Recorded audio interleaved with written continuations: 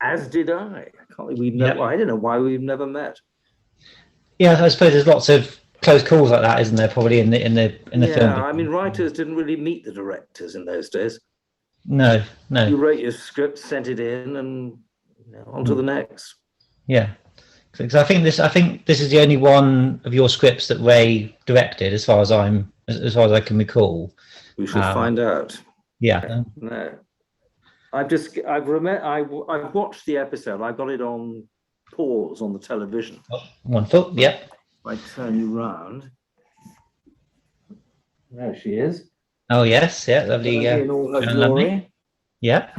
Funny enough, I've met Joe Lumley many times since then. I never associate her with this. Silly me. Well, so I suppose she's known for so many things. Yes. I mean, I did a thing called Coming Home years ago. Yeah. And she which is a Rosamund Pilcher thing. And she starred in that. It was wonderful. And she was in the sequel, which is called Manchero.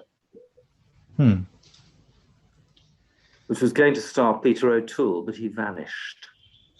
Oh, right. Yeah. I later learned from a friend of mine who'd been to a party, a showbiz party, which I avoid like the plague. Apparently someone said, "Oh, Peter, I hear you're doing television now." And the iron entered into his soul, and he just sort of, here we go. Hello, Ray. Hello. Ray Austin, my gum. Hello. How do you do? I'm fine, my friend, and you? I'm still alive. Yeah. We never met, did we, on the New Avengers? No, you were lucky you never came out there. That's right, yes. But I do remember a critical phone call from Brian Clemens. Yeah. He rang me up, because I mean, in those days, you rang up or you sent a telegram or whatever, who said, "I've got good news and bad news, John." He said, "Good news is it's really going well. Bad news is we run out of money and we can't do the car chase." So I thought, and I came up with the idea of doing a car chase without any cars. Do you remember? So Purdy's looking through the binoculars, yeah. And you see her reaction, or you directed it, so you know exactly what you see. You see the aftermath. That's right. Yeah. It worked right. It works really well, doesn't it? Well, it was a good chase in the end. It was done in Cornwall. Was it done in Cornwall? Yeah, we did that in Cornwall. Oh, the first chase in the teaser. In the teaser at the beginning, through the quarry and on the back roads. That's right. Now I'm talking about the chase in Paris. Do you remember you had a chat with?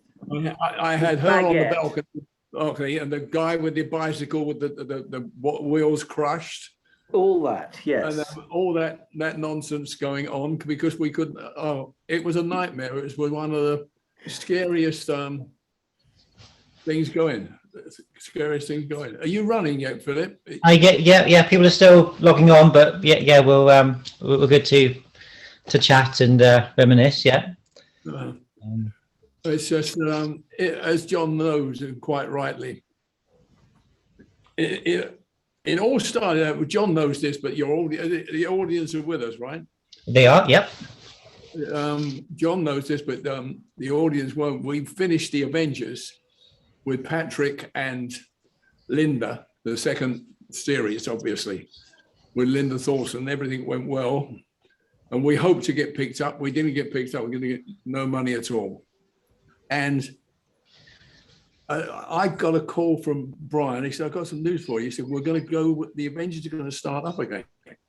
So I said, "Really?" I said, "That's marvelous." So there's this guy called Rudolph Roffi in Paris. Had booked Patrick and Linda to make a champagne commercial. And they made the champagne commercial for Tattinger worldwide. Roffi had it edited, one thing or another, ready to put it out. And somehow we found out the Avengers wasn't showing anymore. We finished the Avengers with Linda and Patrick. No more money. We didn't shoot the show. No one wanted it. So he's got a commercial now, which he was relying on airing every night after the Avengers, and it didn't exist. It was absolute pandemonium for him. So he said, I tell you what, he said, I'll back a new Avengers show. So Albert, Fennell, and Brian were very, very pleased about it. All right, we go. So as you know the story, we cast and we got everybody working and one thing and another.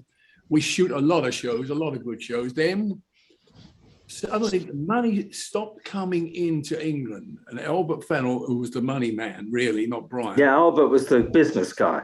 And he used to be rubbing his side all the time and with his ulcer and that. And he used to getting very worried that the checks weren't coming and we could having a job paying bills. And suddenly Roffey in Paris disappeared. No one could find Rudolph Roffey. And no checks were coming. We were in big trouble. And Brian got a call from Roffey eventually saying, oh, no, everything's all right. I just had some problems with money. I said, but he said, we have to make some changes. He says, we want sex with Purdy. We want her to be sexier and show some love scenes and that with Purdy. And Brian said, it's not going to happen. We're not doing it. He said, Purdy shows enough legs and stockings and that, which is good enough. He said, we're not going to do that. So there was a big thing went on. Albert was in agreement. And Joe, obviously, there was no way was she going to start that nonsense. And Patrick backed in. So Roffey backed down. He said, I tell you what then, I'll carry on and supply you with money, but you've got to come over here and do 4 episodes in France. So we go off to France to do these episodes. And it was a nightmare. I can imagine. From the moment we arrived, we had nothing. They had a production company and we were casting actors. They wouldn't let us bring actors from England, would not, first of all, let an English director work there. They wasn't going to let me shoot because it had to be all French directors and French crew. Not very few of them spoke any English. And so the actors broken English, because as you know, in the finished thing, we dubbed so many people and voiced so many people, it's not true. Yeah. It was a nightmare. That locations, we couldn't get permissions. I was stealing locations out of windows to get the Eiffel Tower in to show people we were in France and outside cafes. We had virtually no cooperation at all. And the money stopped coming. They paid the actors up front because I think a lot of the actors knew the production company and knew Roffey and knew unless they get their money up front, they weren't going to get paid. Everybody knows everybody in in Paris. You're absolutely right, John. They all know each other. So it was a nightmare, and everything that could go wrong went wrong. People never turned up, especially if special effects were going to come, and then there was no special effects. Well, we're bringing them from England. No, you can't do that. The union won't allow it. And this was going on and on. It was disaster. And Albert and Brian were going stark raving mad. And then I finished The Lion and the Unicorn, and we decided we're going to have to voice a lot of people because they couldn't speak good enough English. Then they started an episode called K for Kill. Yeah, K for Kill, yeah. K for Kill, yeah. And Yvonne Coulet was the director, a French director. Patrick called me. I was back at the hotel because Albert wanted me to stay there in case anything went wrong, which it did. And Patrick called me. He said, I don't understand what this man's asking me to do. He said, his English is terrible. He says, Joe and I don't know what he's talking about. So I could not go on the set and find out. So Albert turned over and I became producer on that and the Canadian. And so I could go on the set. And sure enough, I went on the set and it was pandemonium. And poor Gareth got into an argument with the prop people who couldn't understand him, what props he wanted. And he had wardrobe gave him the wrong boots. And it was absolute nightmare. And poor Patrick just floated along with it all. And in the end, he said, let it happen. He said, let it happen. He said, I know, merci. He said, monsieur. He said, that's all I want to know. He said, I can't cope with it. and the director was going around doing all instructions in French. And then they stopped us having certain locations. And then the big crunch came, money definitely stopped. That's when you got the call, John. Brian said, that's it. And Roffey disappeared, absolutely disappeared completely. So how did you complete the show? We completed the show. I shot some stuff back in England on Pinewood. I shot bits and pieces there. Then most of K for Kill, we had to voice practically everybody. And then they made the mistake of voicing Purdy for one shot. No, not Purdy. Someone, our English people, with a wrong voice. And her agent went mad and one thing or another. It was a nightmare. And equally, we came back, no money, and big deal. Canada came through and said, we will back the rest of the show if you do it. The New Avengers shot in the New Avengers in Canada. Albert kept me as producer, and off we went to Canada to shoot, which was terrible. I mean, we could get no cooperation there. The budget was reduced. And the locations in Canada are terrible in Toronto, and they wouldn't give us access to the good locations. We managed to get up the big tower with Patrick. But so many things went wrong, John. It was a nightmare, a director's and a writer's nightmare, and a producer's nightmare. You couldn't do anything about it. And the changing of the script, well, let's change that. You say, what do you mean change it? Well, let's do it. They said, wait a minute, you can't not do it. It's a part of the show. Well, we really don't have the money to go to, I don't know, I'm just ad-libbing now, to that restaurant and shoot. So let's shoot it in a phone box. Or stupid things were being said. And I'm saying to Ron Purdy, who was my production manager, this is crazy, absolutely crazy. And he's saying, well, the only way we'll get out on time today, if we take that scene out and take half of that scene out. And I'm looking at Patrick and saying, we can't do that. That's the story. You can't. Yeah. So we were getting it in and we were making different locations. It was the worst part of the Avengers, and the Avengers was a good show, as we all know. Yeah, no, it was wonderful. Yeah. And you were sitting back at home writing your books and forgetting us. I'm afraid I was, yes. But dear old Brian, God rest his soul, when I went to Pinewood to discuss the story with him, right? And this is classic Brian. I learned a lot from him because I was a relatively young, unknown writer then. I'm pretty much unknown now, but I'm older.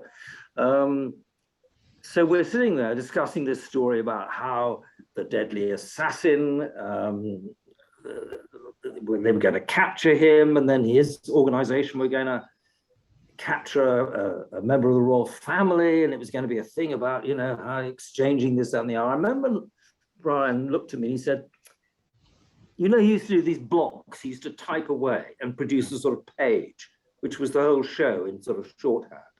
He looked, he said,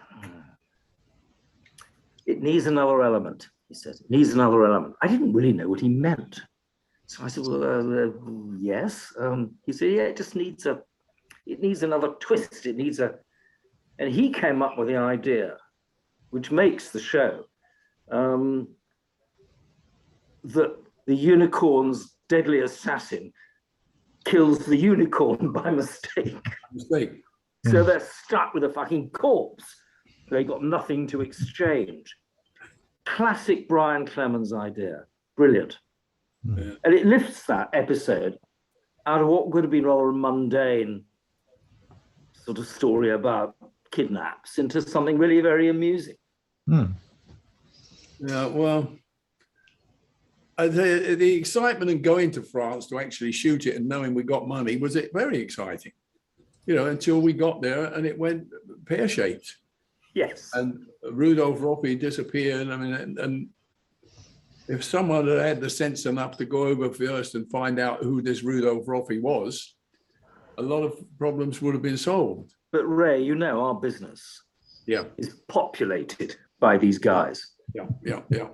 And they make a very handsome living because every creative in the film and TV business wants to get their project done. It's all they care about. It's all they live for. got to get it made, got to get it made. And they'll listen, anything half plausible. I mean, I've spent half my life going through this. The phone call, oh, John, there's this wonderful Canadian. Apparently he's got loads of money. He was in the oil business and he wants to get into the movie business. Could you come along to Grosvenor House and we can have a drink and dinner and thing? So off you trot, and there's the guy. And I got very good at spotting them. I could spot him a mile away. All the bullshit would come out and I'd say, I remember, do you remember David Cunliffe, who ran drama well, I was in business with David for a time. And there was a chap called, I won't give his real name, I called him McHaddock. He was a Scotsman. And we had this little company, this little production company. Somehow he found us. And he said that he represented the 3 richest Chinese businessmen in Hong Kong. And they were setting up this massive fund to produce film and television and God knows what. So we took him out to lunch. David got all excited. It's wonderful. And this chap saying, have you got any projects? Well, of course, David had a pile of old scripts which had been gathering dust for 20 years, as we all have, right? And all these things came out, and this McHaddock would say, oh, wonderful, yes, marvelous. I didn't believe a word of it. And I remember sitting down with David and saying, but David, think it through. If the 3 richest industrialists in Hong Kong were collectively mad enough to want to lose all their money in the movie business, which they inevitably would do, right? I mean, would they go to this obscure Scot? No, they'd go to, I don't know, Steven Spielberg or anybody, with a huge reputation. David was furious. He was absolutely furious. And didn't speak to me for weeks and kept on taking this fellow out to lunch. And of course, in the end, it turned out that he'd been lunching with every small producer in London for months, living off it. Yeah. It's inevitable. I've worked a lot in France. Never easy. The times that we've sat around waiting for money in the old days, then we've got this back. Don't worry, on Friday, the contract's going to sign.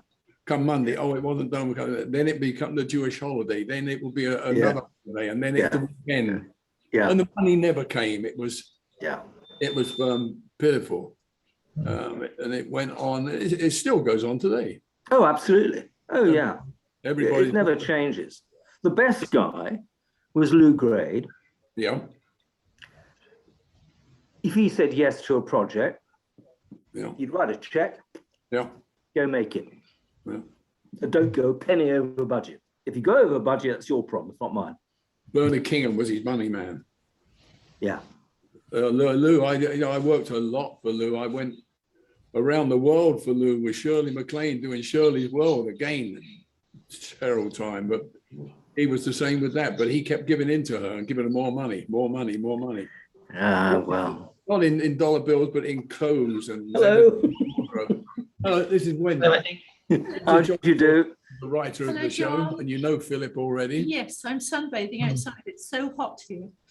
Do you mind not insulting me with this? Sorry, I just had to. Pornography. How wonderful it was. Warm and sunny. Actually, it's not too bad. It's chilly today, actually. God knows what it's like in Exeter. Snowing, probably. Oh, not too bad. My stamping ground. I lived in Devon for a while, just outside of Exeter, in a place called Lympstone. Oh, yeah. Yeah. Yeah, I leave you to it. Turn that one up. That's better. Yeah, so it goes on and on. So is everybody enjoying The Lion and the Unicorn, Philip? Yeah, I think they're, well, we haven't started watching the episode yet, but I think they're very much looking forward to it. Goldsmith with listening to John and I reminisce. Oh no, we're very much enjoying it, Ray. So how does The Lion and the Unicorn, do you think, hold up from your point of view, Ray? Are you happy, given the challenges of making it, are you happy with the outcome? Oh, I was always happy with the outcome. I mean, the actors bent over backwards for me, even the French actors, especially Maurice Marsac. Maurice Marsac was a very nice man, and I used him an awful lot when we lived in Hollywood. I used him in 2 or 3 shows over there, but he came over from Hollywood to France to play in that show. So I was always very happy with Maurice. Everybody did their best for me. It's just we did not have the funds. It was like going to a baker's shop and saying, you're now a production company.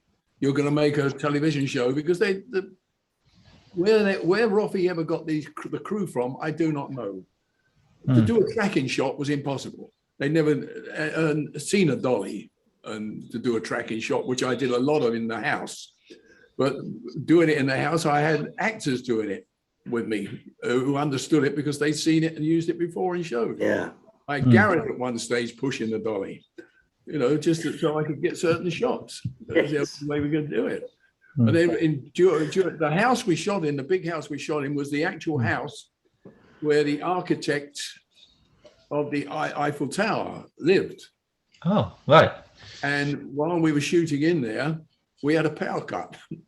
Everything. Of course you did. We blew everything. I mean, there wasn't a light anywhere, and everybody standing around. And the silly Patrick saying, we could use candles, Oh, God. But I was pleased with what I did out there. I was happy about it. I just wanted us to carry on with lots more Avengers, but we could see it coming to a standstill. And Canada was a shot in the arm, and we thought, oh, it's another chance. And by the way, Roffey knew those the Canadian company. Brian had a feeling that he did a duck and a dive and got into Canada and was taking money out from that side. So I don't know. Very strange. Do you remember, Ray? I went to a sort of meeting with all the writers at the beginning of the venture. Whether you were there, I don't know. Anyway, Brian stood up and gave his little spiel. And I've never forgotten. He said, right, this is going to be nothing like the old Avengers. All that 60s kind of weird, jolly, jokey, satirical. No.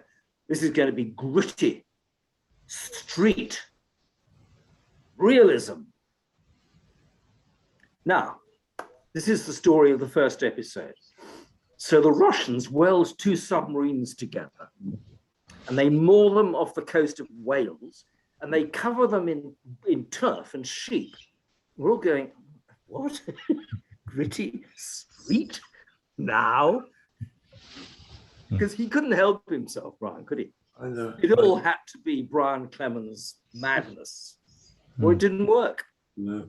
Brian was a wonderful person. He and I were like brothers. We grew up very close together. And we go back to 1950, Brian and I.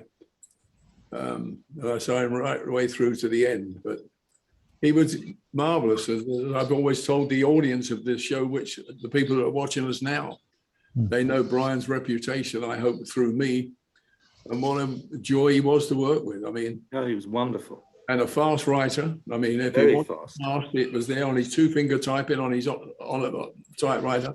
Yeah. He wouldn't go near a computer. No. Right till the end, he would not go near a computer. 2-finger typing. Pint of Guinness on the desk. That's it. That's Yep. it. Typewriter, pint of Guinness, 2 fingers, boom, boom, boom, boom, boom, boom. I mean, you had to pick up his shorthand. Yes. He used to say things like, oh, they go through the window, one of those things, right? And I'd say, well, do I need to? Nah, he said, don't bother to write, just say through the window. We all know what you mean, John. And you'd have a whole sequence of ropes and things. And Yeah. He was definitely a character, Brian. And thanks to him, we had the Avengers and we had the professionals. And thanks to him, I had him, because otherwise I wouldn't be sitting where I am now. I wouldn't have become a director. As all the people that watch the show know, they all know the story. But he was a great guy. And he came up with some crazy ideas, I mean, when we did the first Avengers, America, first of all, wouldn't touch us because we were too violent. I mean, Can you imagine? violent? What are you talking about? Violence? And they just went on and on about this bloody violence thing, and not understanding Patrick because he was too English, and it just drove us absolutely crazy. And I did one of Dennis Spooner's scripts where I shot a guy in the garage, or he was shot in the garage. I think it was by Bernard Cribbins, and America rejected it because it was too violent, and they wanted it reshot. So Brian said, "Okay, we'll reshoot it." So what we did, we put a shelf above the person's head who was going to be shot with all coloured paints in. It wasn't real paint. So when he was shot, the shelf broke, come down, and he's covered in all colours. America loved it. They thought it was marvellous then. The same man, same shot. Yeah. He was shot and dead, but America did it that way. Yeah. Hmm. Oh, dear old Dennis, he was wonderful too.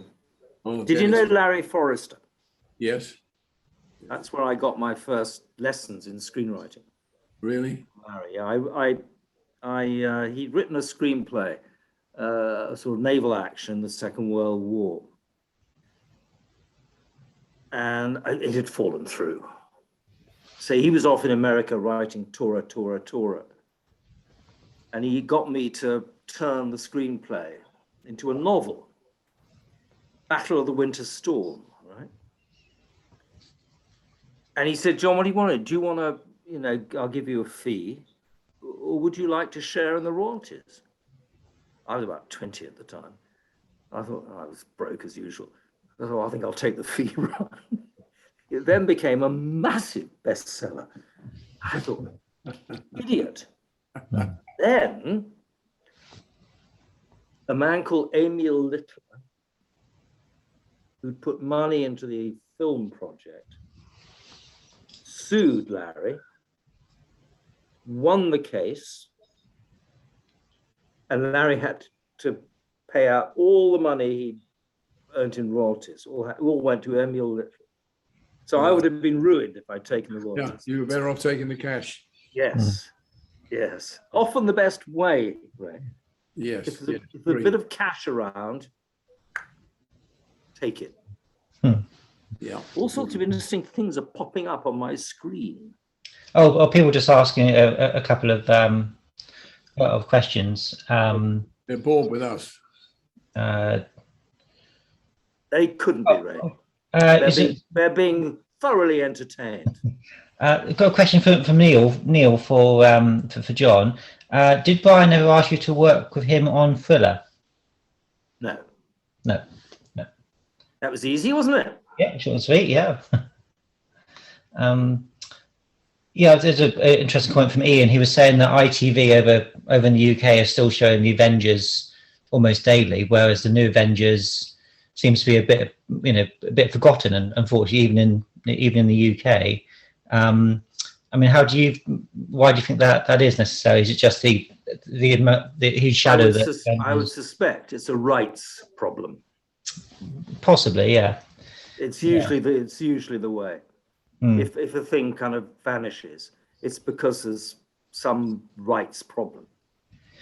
I do think the Avengers has quite an interesting ownership history over the years, and I think it's always, for the majority, always been in the hands of people that kind of strangled it to death, unfortunately. And I think that's the same with now, where the new Avengers haven't come out on Blu-ray, and it's all kinds of weird, for a show that's been so technically dead for 40 odd years, it seems to be quite inaccessible in terms of rights. Yeah. Well, remember when the new Avengers, when they got the money for the new Avengers, Brian Elbert and Laurie Johnson formed a new company. The new company that made that. It wasn't the original company. Yeah. So whatever happened there, I don't know whether that can be part of the reason it's not being shown. I don't know.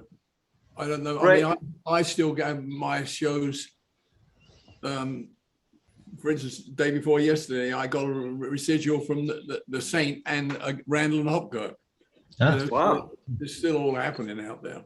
Yeah, I still get a trickle of royalties from all these old shows. Did you ever work with Jerry Anderson? Jerry Anderson. Oh, yes. I shot many shows. I repaired the pilot of Space 1999 Right. from America. It went wrong, the pilot. They moved me in to shoot that. Oh, I shot lots and lots of episodes. And he was one of the people that gave me an okay out of contract to go to America when I got the break to go to America and start shooting. I had to get clearance from Bob Baker, Roger Moore, Black Beauty. I was under contract for that as well. And Jerry Anderson, they all had to give me a clearance, a contract to let me go, get on an airplane and go. Jerry gave me my first job. I'd written a spec script and he read it. And he summoned me to his house in Cross. Surrey. Jerry loved living like an American producer, didn't he? White Cadillacs and. Wasn't he in Gerrard's Cross up behind the bank? He was still married to the terrifying Sylvia then. Yeah. Anyway, so he said, I like the script. Did you write it? I said, but yes. He said, I just need to check. So Lou Gray was pondering as to whether to commission the professionals or not, right?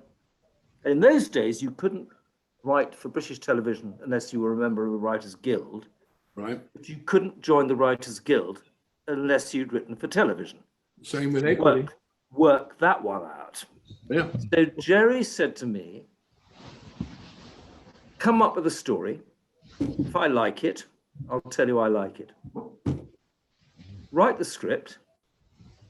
If I like the script, if I think it works, and if Lou Gray commissions the thing, I'll buy your script. But it's your risk. So I sent a story. He liked the story. I wrote a script.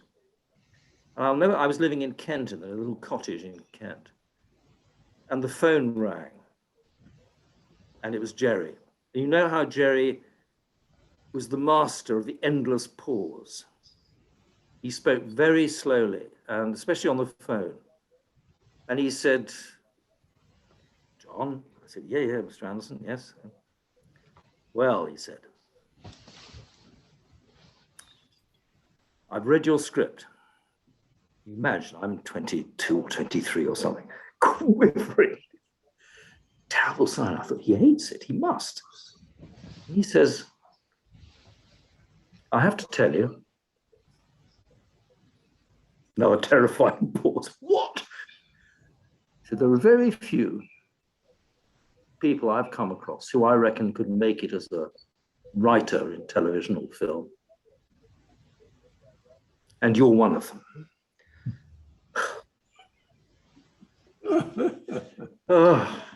I love Jerry. He was a sort of unique creative talent, Jerry. I mean, he just... Yeah. But a very kind of, he wasn't full of laughs. No. He's very dry, but you had to be dry, have a dry sense of humor and everything if you're married to Sylvia Anderson. Yeah. I mean, you have to be. I mean, yeah. You got to put up with a lot there, I think. Oh my God. But Bob Baker was one of my great friends. I loved Bob. Nice man. He gave me my first full episode to direct, Bob Baker and Roger, because I directed second unit for the Avengers, and I wanted a full show. And I spoke to Bob Baker, and he said he checked with Roger, and they gave me my first whole episode on my own, People Importers. Brilliant. That started me off, with the Avengers. Philip, do you think I could tell the story of the terrible trick I played on Bob? Yes, please do. Yes. Okay, you'll appreciate this, Ray. So they're doing The Return of the Saint. They're in Rome. Which I shot the pilot. Right. So they're in Rome. And I get a call from Bob saying, we just had a script in, John. It's absolutely terrible. It needs to be completely rewritten, but just try and keep the plot, more or less. I can't remember which episode it was. But he knew I was a fast writer. So I rewrote the script in about 4 days. And in those days, it was all couriers and airplanes. There was no email, anything like that. Yeah. And I'd been out to Rome, I'd been to the office there, and I knew, like all foreign productions, it was fraught with difficulties. I couldn't resist it. One of the things that Bob had said, you know, could we make it a bit funnier, you know, jollier? It's all a bit solemn, you know. Try and get back to the old saint feeling, you know, Roger, merry quips and jests. So I wrote a false page 1. And I have the saint and his CIA chum, who figured throughout the thing, in a kitchen, in aprons, cooking, exchanging funny dialogue. It develops into a bit of an argument, right? And so the CIA guy picks up a custard pie and splats it in Roger's face, right? And Roger picks up a pie and into his face, right? Cut. They're on a tandem bicycle crossing St. Peter's Square, and up on the balcony is the Pope. And the Pope looks down and says, "There's a guy I'd like to make a saint." So anyway, this first page comes in. There was a guy called Tony Spinner. Do you remember him? Yes. He was the sort of script producer, right? Yeah. So this script lands on two. They shared an office. Tony one and Bob the other. So Tony begins to read this page, twigs immediately. And Bob, who's overwrought because this fucking thing has to be shot within 3 days, was looking at this. John's gone mad. John's gone mad. He's gone mad. And Tony said, "No, but I think it's rather good, Bob. You know, we did ask him to put a bit of humor into it." Humor. The saint, we're using custard pies. It's madness. And then he caught the glint in Tony's eye. He was furious. He did calm down in the end. But of course, he got round all the crew. I felt a bit of a heel afterwards, but I couldn't resist it. Could you resist it? No. I couldn't resist it. Excuse me just a minute. Okay. Did have a question come in. Have you seen the new Jerry Anderson documentary, John? No, I have not. I want to.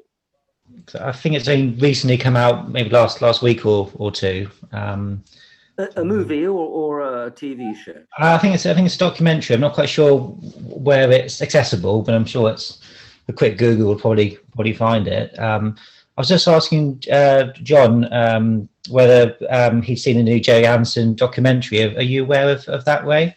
No, don't know anything about it. I think it's just come out the last couple of weeks or so. So I think it's come out with quite good reviews and everything. So I think it's I'll find out where it's available in case anyone wants to see it. I mean, Jerry hit rock bottom. I remember going to have a meeting with him, and he's some little flat somewhere out in the suburbs of London. So I don't think he even had a car at that point. I mean, he really, after that terrible trouble with his wife, but then he pulled himself up by his, and got back in the business, and he was amazing. Well, it's a cult show now, Space 1999. I get fan mail from that all the time.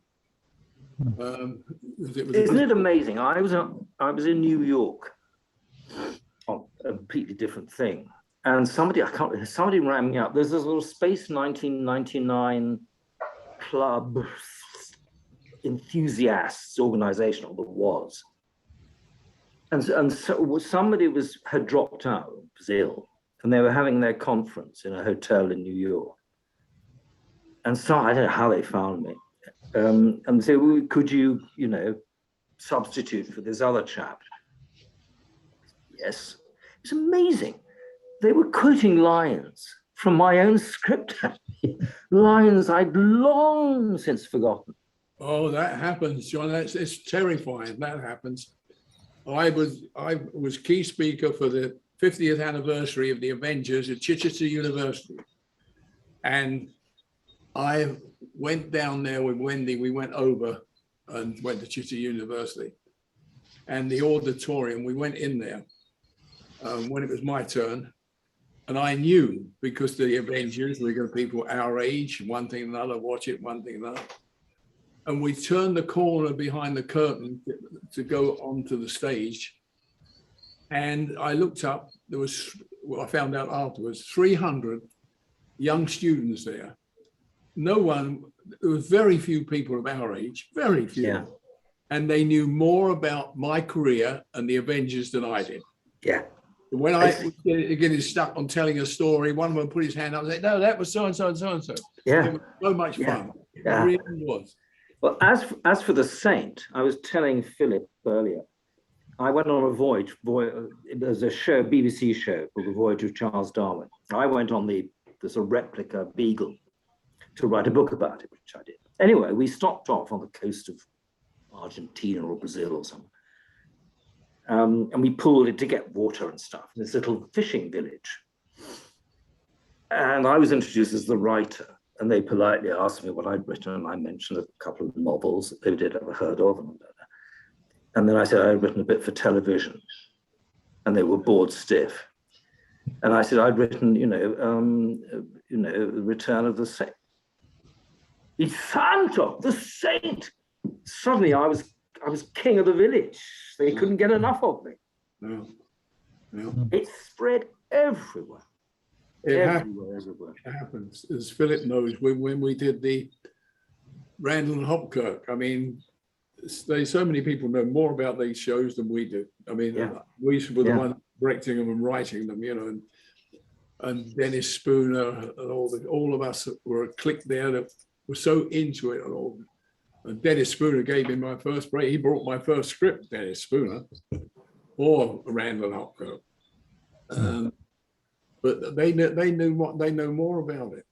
Yeah. They're talking of the custard pie. Does any of our audience remember what the name of the episode where Steve and Diana have the custard pie fight, Philip? Philip will. Yeah. Don't ask me. I have no idea.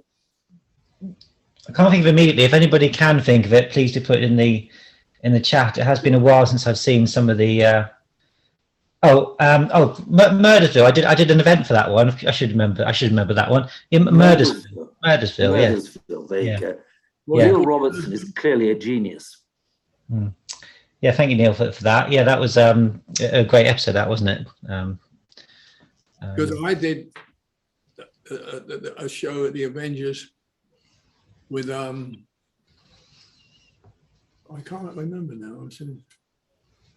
I tell you, I'd arranged it, and it was a custard pie fight between Diana and Steve. That was that. Instead of ping pong balls, it was custard pies. And it took nearly half a day, more than half a day to shoot. And everybody was so bored stiff with it. And I was directing it. And Joe Dunn I'd made Joe Dunn my stunt coordinator. And towards the end of it, everybody had enough. And Joe Dunn said, how much more we got? And Alan Hume was, Frankie Watts was cameraman.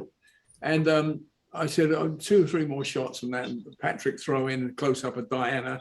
But the whole point of the fight was that Patrick and Diana must not get any custard pie on them. Everybody else gets smothered and beaten, but those two must be immaculate. That was the whole premise. We managed to pull it off by changing jackets and that, because custard flies everywhere.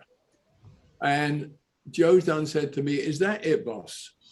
I said, well, I think so. I don't want any more shots. I'm so sure that's it. He said, are you sure that's it? I said, yeah, I think so. We'll get on to something else now. He said, are you sure? I said, yes. He put his hand up and waved. All the crew had a custard pie, even up in the gantry, and they all threw custard pies at me. I was smothered from head to foot. Everybody on there, the continuity lady, all hit me with custard pies, the bastards. Now, somebody asked whether either of us were interested in doing. I would have loved to have done Doctor Who, but I had a very similar career to yours, Ray, not as distinguished, maybe as lucrative. I don't know. One just sort of drifted to America, didn't one? I worked for years, for Halmy, Hallmark, Disney. I did loads and loads of stuff in America. And I've only ever done one show for the BBC, Victoria and Albert. And that was done via the back door. Acquisitions. I mean, you had to be Machiavelli to get a show up and running with the BBC. If you weren't one of them. Oh, absolutely. I only ever worked for the BBC as a young man, as a stuntman. I never ever worked for them. I've never sold a script to them. I've never directed a show for them. I've been on their channel many times of shows they brought to mind from other people and rerun, that sort of thing. But no, I never was a fan of the Beebs, I'm afraid. But hey, it hasn't hurt me. As Philip knows, I've shot over 300 hours of television, so I didn't need the BBC really. Nope. Doesn't matter too much. No. I mean, I had a few inside tracks there. And several people said, well, the trouble is, John, they think you're one of these sort of American English writers. And they don't want to touch you.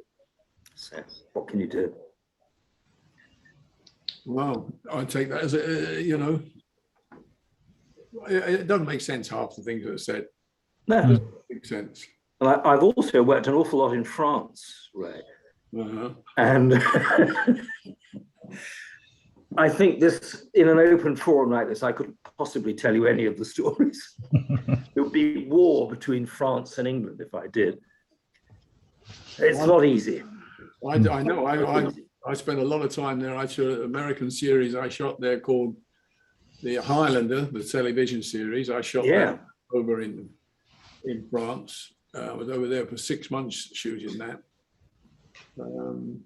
But that was okay because we had a nearly all American crew with us there. Jimmy Davis was my cameraman who came out from England for me. It was a lot of fun, that, and I like shooting in France. But it can be a nightmare. It can be a nightmare, like a lot of places where we've been. I mean, I've shot in Morocco. I've shot in Muri Idris and Macness.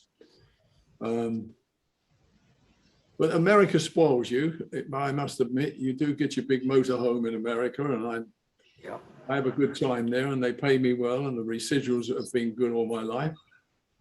And I'm a lucky fellow. I'm very lucky. I was thinking of moving out to LA. My agent said, don't, John, because part of your mystique is that you live in London, you have a house in France. If you move to LA, you're just another bloody writer. Whereas if we're flying him over from London, and he'll write this in his house in France. Oh, okay. It impresses them in Hollywood, apparently. Well, the industry has changed so much. God, hasn't it? Hasn't it just? It will never be like we had it. I mean, we've had the best times of the film industry that will ever be. They will never be again. And I think the young kids out there, the young people out there, as I've told them when I lecture and talk to people, they just got to stick their head down and charge and go for it. And it's the only way you're going to do it. And the writers, I always tell them, they say to me, I've got this story and I'll tell you it and you write it. I say, no, you write it. They said, well, you write it, yes. Write it. I said, you put your house in the chair, you put your fingers on the keyboard and you write. That's the way you do it. You don't just wander around all the time. And he said, well, I'd sit there and I'm trying to think it out. I said, well, that's the biggest mistake you ever make is sitting there and thinking it out. I said, you work the story out while you're watering the garden, you're driving in the car. And when you sit down at the keyboard, you write. Yeah. It goes and it's not in your head anymore. Get out there and do gardening or go somewhere. And the ideas will come, go back home and sit down. I've occasionally given courses, you can call them that, in screenwriting. I don't believe in screenwriting courses, but occasionally I've done it. And I have the same opening gambit. Yeah. Don't. Well, the thing is, screenwriting is, I think it's the most difficult a screenplay is the most difficult document that anybody can. It's got to do so much work. Mm. It's got to work for a start. Yeah. It's got to attract cast. It's got to attract money. When all that's been achieved, it's the blueprint for the production. It's got to do the thing about it's got to be a good read as well. with a screenplay, you're not finished there, because now you're going to get criticism from everybody on the set or who reads it, and actors, and you may have a cast of 30, 40 people. And you're getting a feedback from everybody. Well, I don't like that line. What if I said this? Everybody's in on your act. Everybody's in on your act. When you write a book and you're lucky enough to get it published, at least it's your words. They're out there. You've done it with the editor. You've cleaned it up, and it's there, solid. Yeah. But with screenplays, so many can dip their finger in, even after you've sold it and you're ready to go into production. Someone comes up and says, "We're going to change that." Yeah. Hello, you're going to change what? It doesn't matter. Well, you sold it. It's not yours anymore. Exactly. Yeah. It's a hard life being a screenwriter. It is a hard life. Yes. Well, it's a hard life being a writer as well, unless you're a bestseller. If you're a bestseller, you're not going to make any money. Not the sort of money you could make being a chef or something like that. I tell you. Well, it's different. You've got many books out there, John. Many books. I've only ever had one bestseller. Well, at least you've had them. For one, and a couple of 3 or 4 good sellers. I always say to young writers, if you want to be a pure writer, write poetry. Yeah. You know. Yeah. Well, I've never had a bestseller. I think I've got about 11 books out there. 3 just published when the Covert thing came out. But not one of them has ever been a bestseller. And as I say, I make more money being a chef than I would on out of those books ever. Yeah. Luckily, I was, as I say, I've directed over 300 hours of television. So I write for the fun of it and keeping my brain going now. And that's the thing. Well, that is the one advantage of being a writer. You never have to retire. You can go on writing till you drop. You're so right. And you can have fun. It's what I'm going to do, and I suspect it's what you're going to do. No, you can have fun doing it. Well, this December brings me up to the big 9-0, and I'm still doing it and still enjoying sitting down and having fun with all my toys. And all my toys are the things I invent when I write something. Very lucky, man. Very lucky. Like I have, as I've said to Philip and the audience before, I have not been to work a day in my life. I've never been to work. I've always looked forward to the morning. It's been fun, and I've enjoyed every day. I have to admit, it's always an adventure. Always. It is, and I'm sure we've both had horrible days when everything's gone wrong and it's all a disaster. But even that, as you say, is an adventure. Yeah. It's kind of what you do, isn't it? Well, how lucky we are to given all these toys to play with and go out and say, you stand there, you crunch that, and you jump there, or you shoot here. You kiss them. It's marvelous. You've got all these chess pieces to play with every day of your life. It's such a beautiful profession. Anyone out there who wants to go into this profession, if they've got a chance in any way of wiggling their way in, do it, because you'll have a wonderful time. Do you know the story of the English? He was working in Hollywood. He was writing a period piece, and there was the big meeting in the pale grey room with the long table and the croissant and the carafes of water, and they were giving him a hard time on the historical accuracy of his script, and he lost it.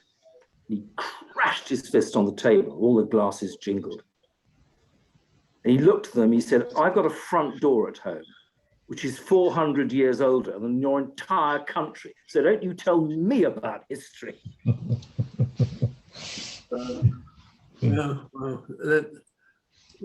you talk about the people, you go a long time ago, things have changed so much, because I went to meetings at Universal, the Black Tower, and sat round a board table with 12-year-olds, 14-year-olds. I mean, I swear they were no older.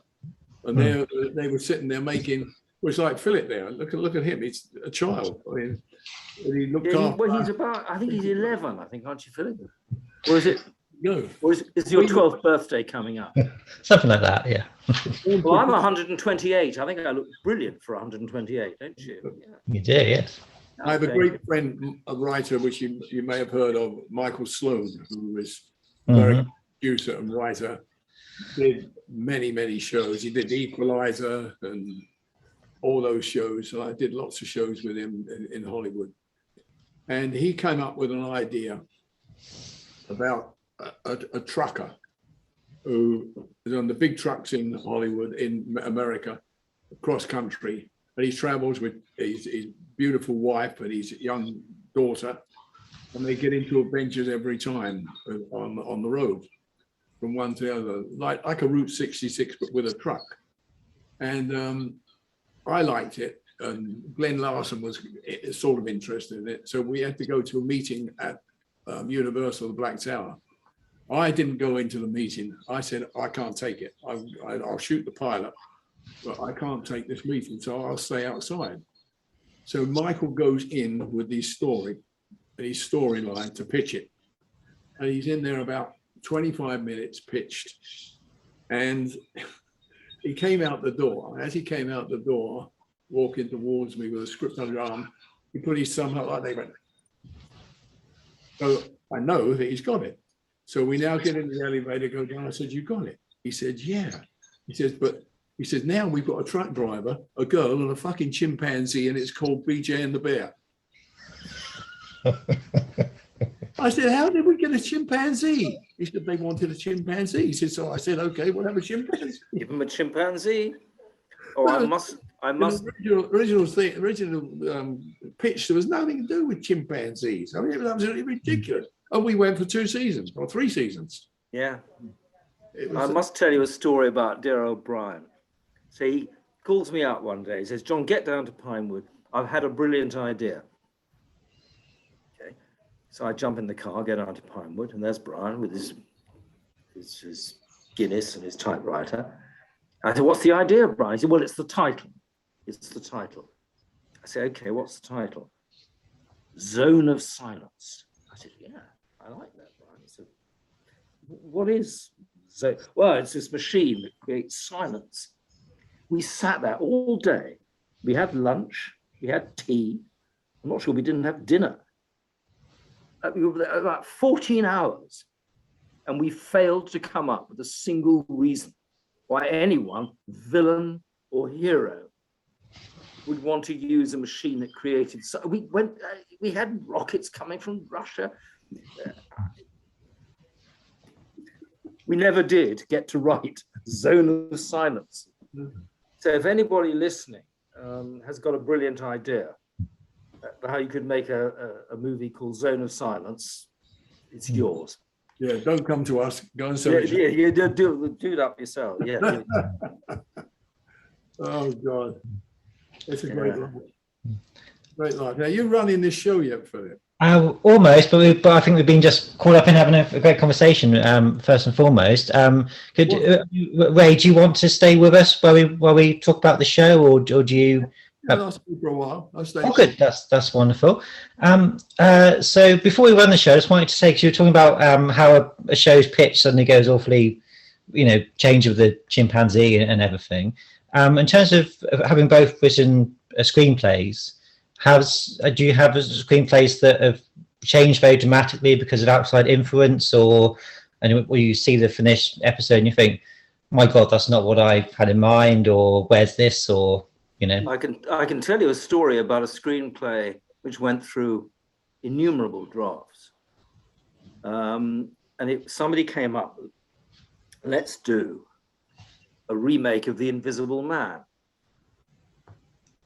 So Warner were keen on this. But the idea was that the Invisible Man should represent homelessness, the invisibility of the poor and the oppressed in our world. Okay, so I wrote this script, and they all said, hey, it's not scary enough, John. Make it scarier. So I came up with all kinds of wonderful stuff. As you say, my toy box, was open. I was playing with all these wonderful, because there's lots you can do. I had a fight scene on the banks of the Thames where more and more mud comes onto the Invisible Man and blah, blah, blah, blah. And they kept scarier, scarier, scarier. And it just didn't work until I woke up one morning. I thought, I know what's wrong here. I've got the whole thing upside down. The Invisible Man only works when he's the villain. You can't have the Invisible Man as a hero. So I flew out to LA and we had this big meeting. And I said, look, I know what the problem is. It's structural. The Invisible Man has to be the scary villain, creeping about, killing people. Blank faces all around. No, John, he's got to represent the homeless and the thing, and this is a metaphor for our modern world. And I thought, fine. Never got made. I got paid, but it never got made. The biggest thing people have to realize, and I'm sure most of the audience do, that some company picks up your book, John's book, my book, whoever's book, and says, right, this is going to make a great movie.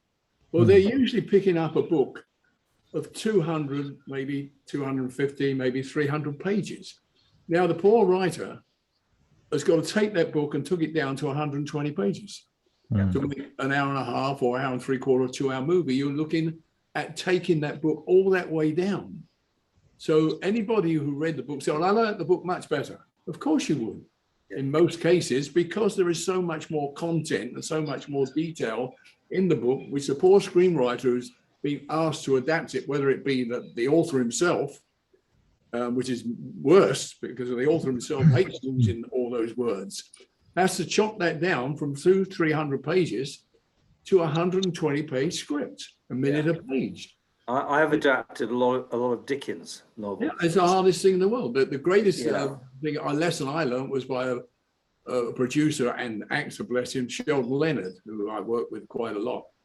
And he said the easiest way and the best way to adapt a book into a screenplay is to read the book twice. This is if you're being paid and you're the writer.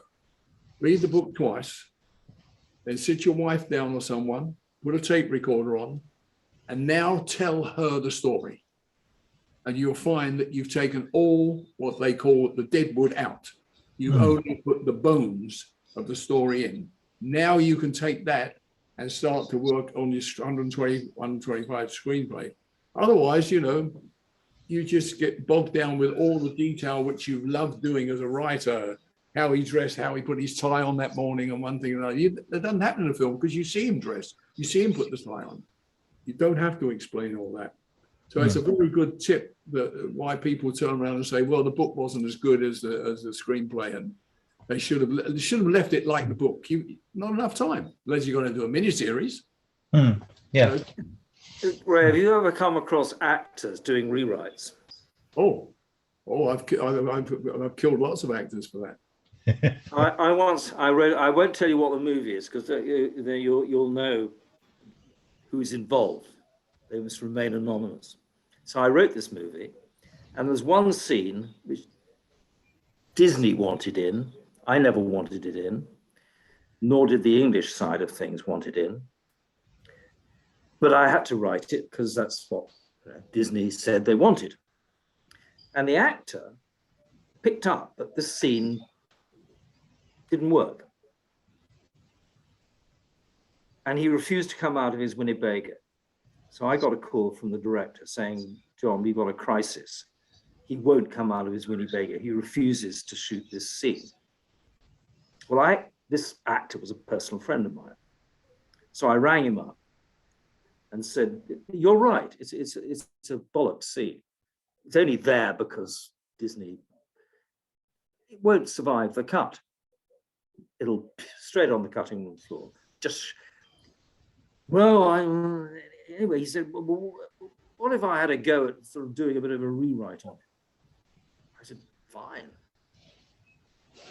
So I waited for about 3 hours. In those days, we all had faxes. Remember faxes?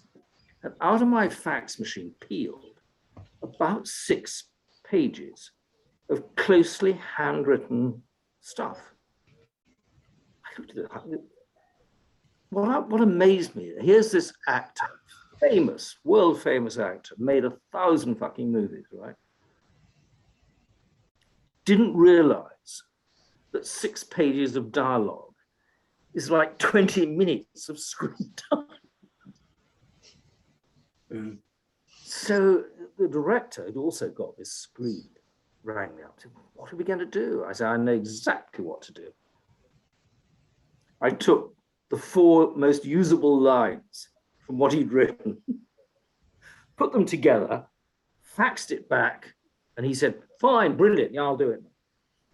Well, isn't that extraordinary that a really experienced actor? Oh, yeah. There's a lot of those around. Unfortunately, I didn't have a lot of problems with them, but so many actors think they got it worked out. Sometimes an actor comes up with a good line or something or the other or something. Oh, yes. And I would buy it, but I'm not a great one for letting people change the Bible. Once I've got the script and I've said yes to it, unless it's a very powerful actor, I very seldom have ever given Magnum and that all the shows where the actors think they've got no. I never ever give in to any of them. You know, heart to heart, all of it. We're always all right. No, I wouldn't take that. I don't take it. Didn't like it. Didn't like it.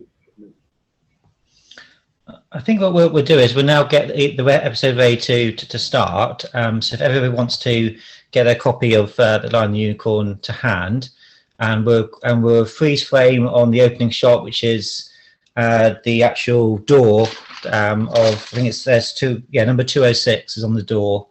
So we'll just pause on the opening shot. I'm going to pause it when the villain comes out of his room. That's what I've. Yeah, that'll be close enough. I'll tell you when we get to that point, John. So I think we're all ready to start. Is your sound off, John, on the DVD? Oh no, does it need to be? Oh yeah, I think it might be just. If you can keep it on very low if you want to, but it'd probably be easier for us to talk about the background. I'm surrounded by remote controls, none of which I understand. Yeah, I've got a fear for myself.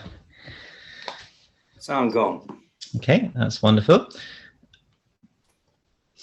So before I begin, it would be remiss for me not to mention the sad passing of Renee Glynne, who died on the 6th of April.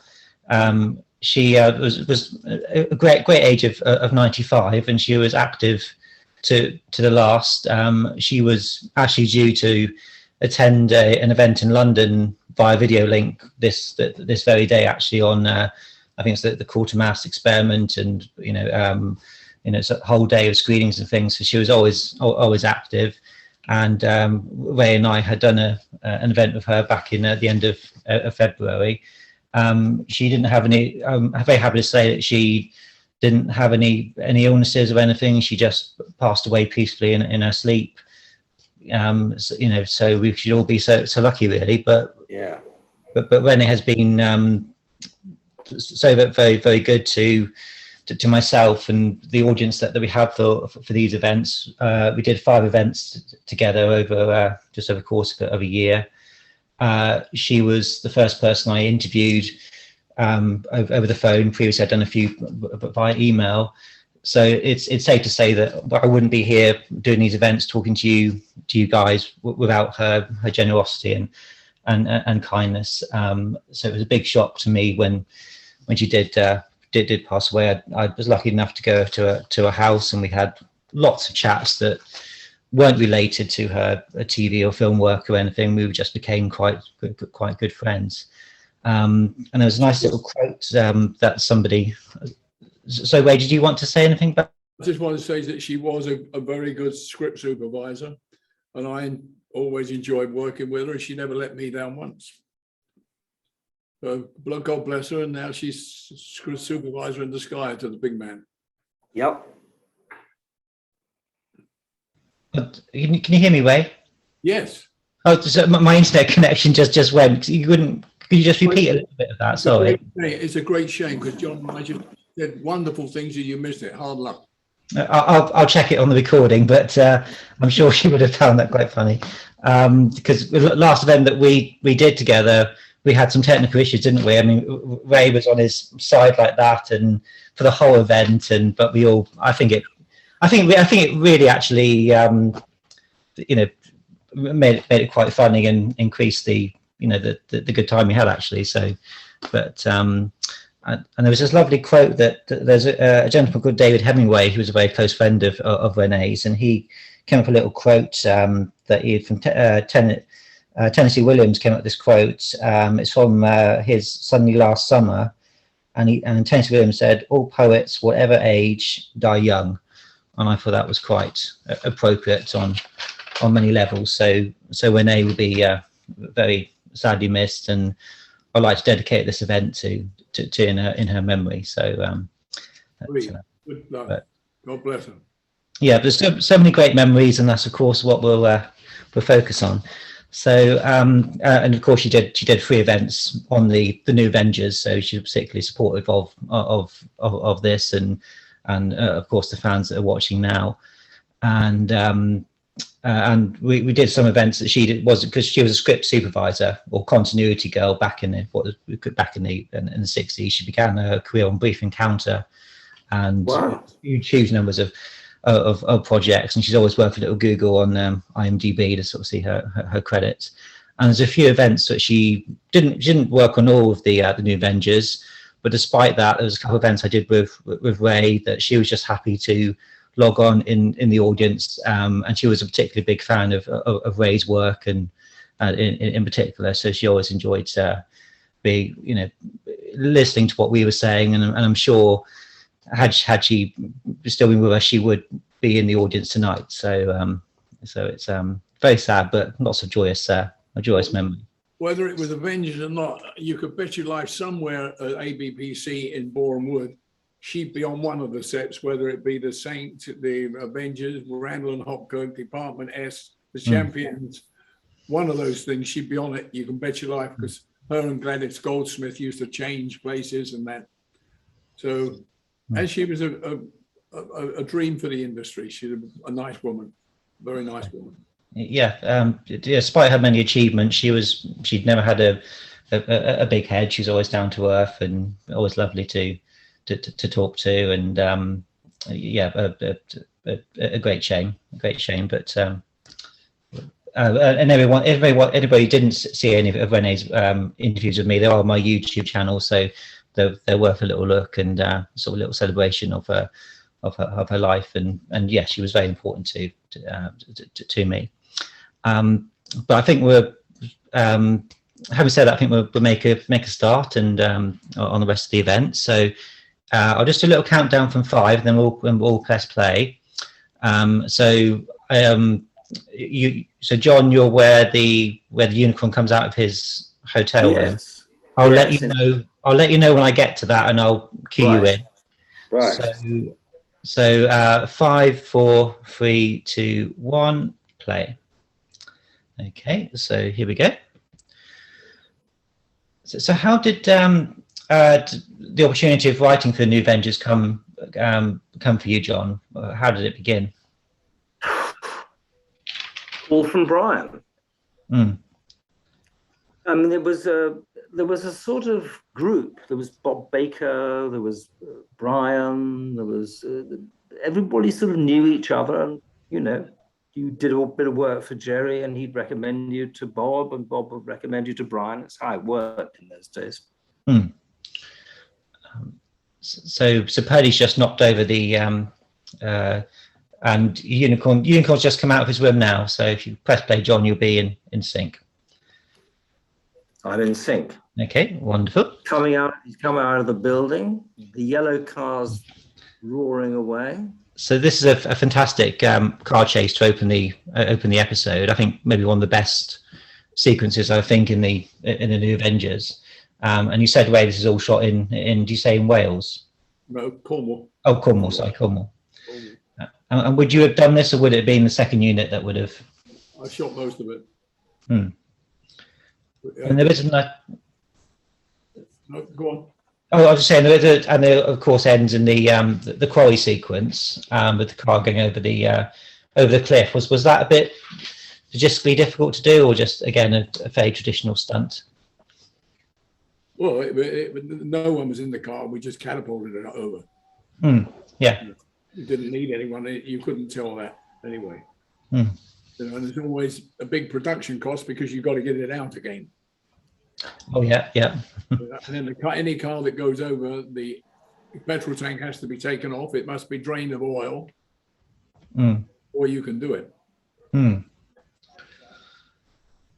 I know when we watched this. I mean, would you, because again the money was a problem? Did it compromise the action sequences on the Avengers at this point? Was it? No, it hadn't happened yet. We weren't in big trouble yet. When says we were over there doing it, that Brian started making phone calls saying, you know, we're in trouble. We got no money. Yeah.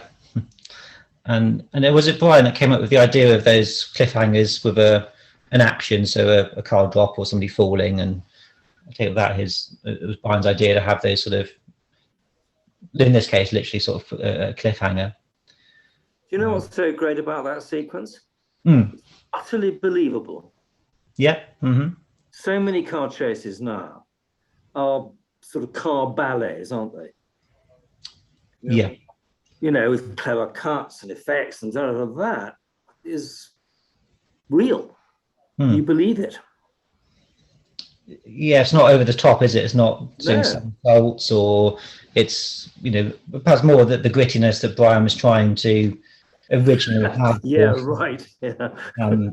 I mean, compared to say, I don't know how you would have directed that sequence, Ray, if it was the original Avengers, how that car chase would have perhaps been a bit different because of the different tone of the series. But I imagine it would have been probably more humor in it and more sort of less gritty, of course. So when you wrote the script, John, were you writing it with the mind that it was going to be set in Paris, or was that changed at some point? No, I think it was always going to be Paris. Yeah.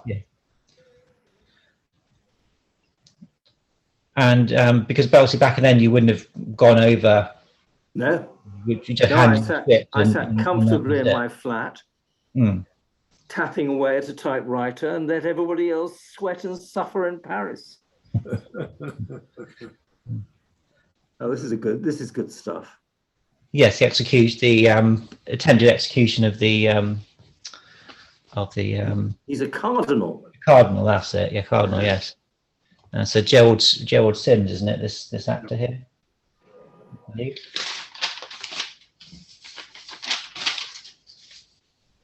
You remember Gerald Sims, Ray? Oh yeah, he worked for me a lot of times. He did an Avengers with me with Linda as well, long before. And I'd used Gerald on The Champions, I think. Yeah, one of those faces that kept on reoccurring.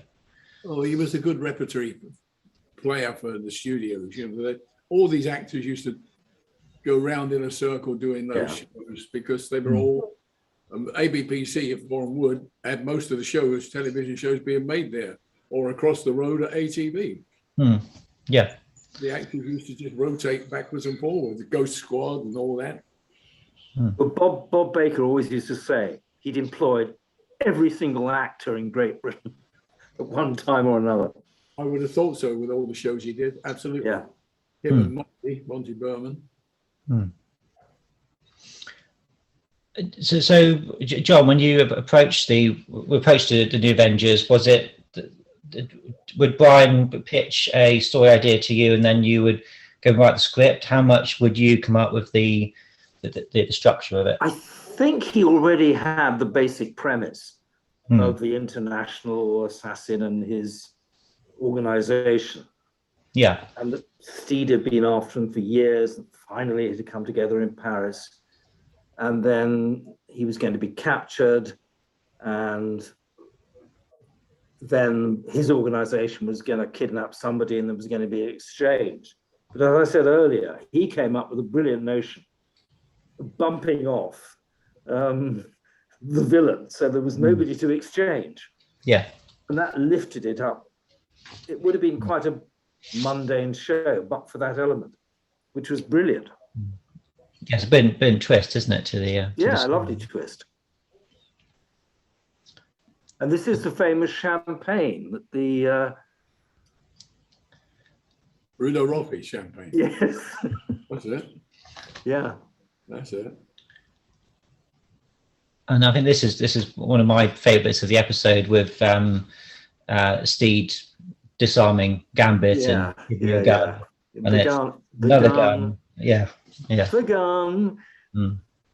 Yes. I mean, would Brian do revisions on your script, sort of as some showrunners would? They always pass over it. And sure, he tweaked. Honestly, it's so long ago, I can't remember. There's one good line that I did like. Usually only interfered if Albert was worried about money. Change something so it fitted somewhere else, or we saved the location. Yeah. So that was Brian's main function with Albert, is, you know, Albert would say to him, Christ, we got 4 locations there, we should do this in 2 if we can. Brian would then start to tweak and do things to make it work. But not deliberately. Brian very seldom trod on a writer. He had too much respect for the Terry Nations and the, you know, all the writers that were working those shows.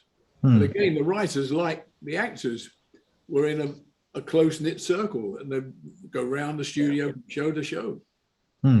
That's the way it worked. You know, Dennis Spooner was one of the script editors and top men for getting writers in to do his shows. Yeah. I think Purdy's outfit's very distinctive and worth a mention. It's I believe that her outfit was designed by the same person who did a lot of David Bowie's outfits when he's doing for his glam rock period. Yeah, So I have to tell you, I hated the outfit. Yeah. I had the thing with Brian about that. He said, no, let it go. It's colourful, it's Paris, it's cafe, it's drinking champagne, it's cafe. And I said, okay. I said, but I just don't like the outfit at all, which I didn't. But hey, she pulled it off, you know. Yeah. As always.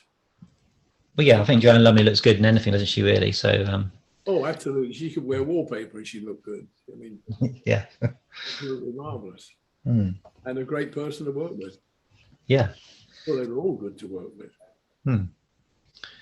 And of course, the unicorn here is played by Jean Claudio. Do you remember the actor at all, Ray? Oh, yeah. Oh, yeah. Is he still with us? I don't believe so. No. He died. At the age of 64 in 1992. He was a nice man, but bless him, he was an actor. You know, and if you've got no sound when you're watching him, you'll see what I mean. He practiced in front of the mirror, obviously, the raising of the eyebrows, the smile with the crick of the cheek, and that. He was a nice man, no problem at all, but he was an actor. Yeah. Everybody to know it. But hey, beggars couldn't be choosers out there. We were taking what we got. Yeah, I can imagine. And of course, this is another iconic moment with the champagne bottles being used to trap the unicorn. Very Avengers. And again, lovely fight with Gareth and the unicorn here. I thought we were really going to give Joanna a good pasting with the champagne when she came out the elevator instead, but we didn't do it. Well, it would have been good for the ratings, and maybe we would have got a third series. No, we were going to do it for a joke. Oh, for a joke, not on the actual. Yeah. It would have held the production up, and that pretty outfit would have got ruined. Yeah. But Gareth and Patrick and I were tempted with the thing about, let's do it. Yeah. When that made the door open, just give her it full blast. But yeah. And she'd have taken it a good part if we had, but we didn't do it.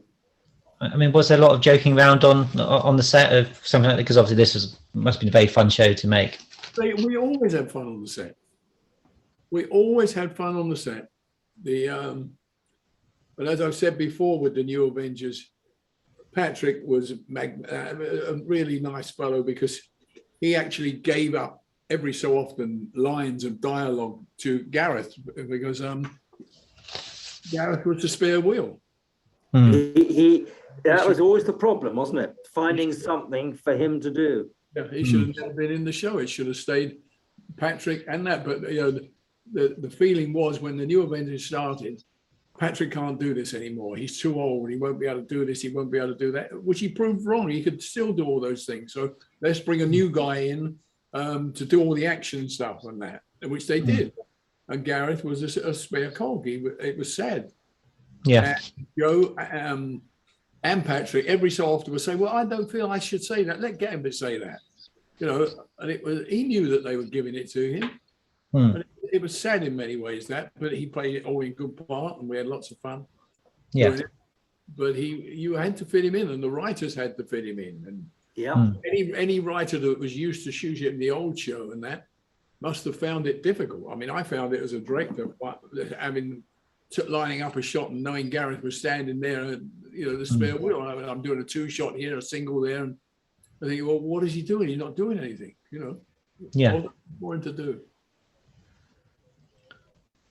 I mean, I think the fight scene he had with the unicorn just now of Gareth. I mean, of course, Patrick wouldn't have done it in that way, but he would have probably used it. Patrick would have been much cleverer. It would have been with the umbrella, with the bowler hat, champagne. That was the whole strokes of the umbrella, and the guy would have been decked. That's why I got him to be able to do panache and all these bits and pieces. Yeah.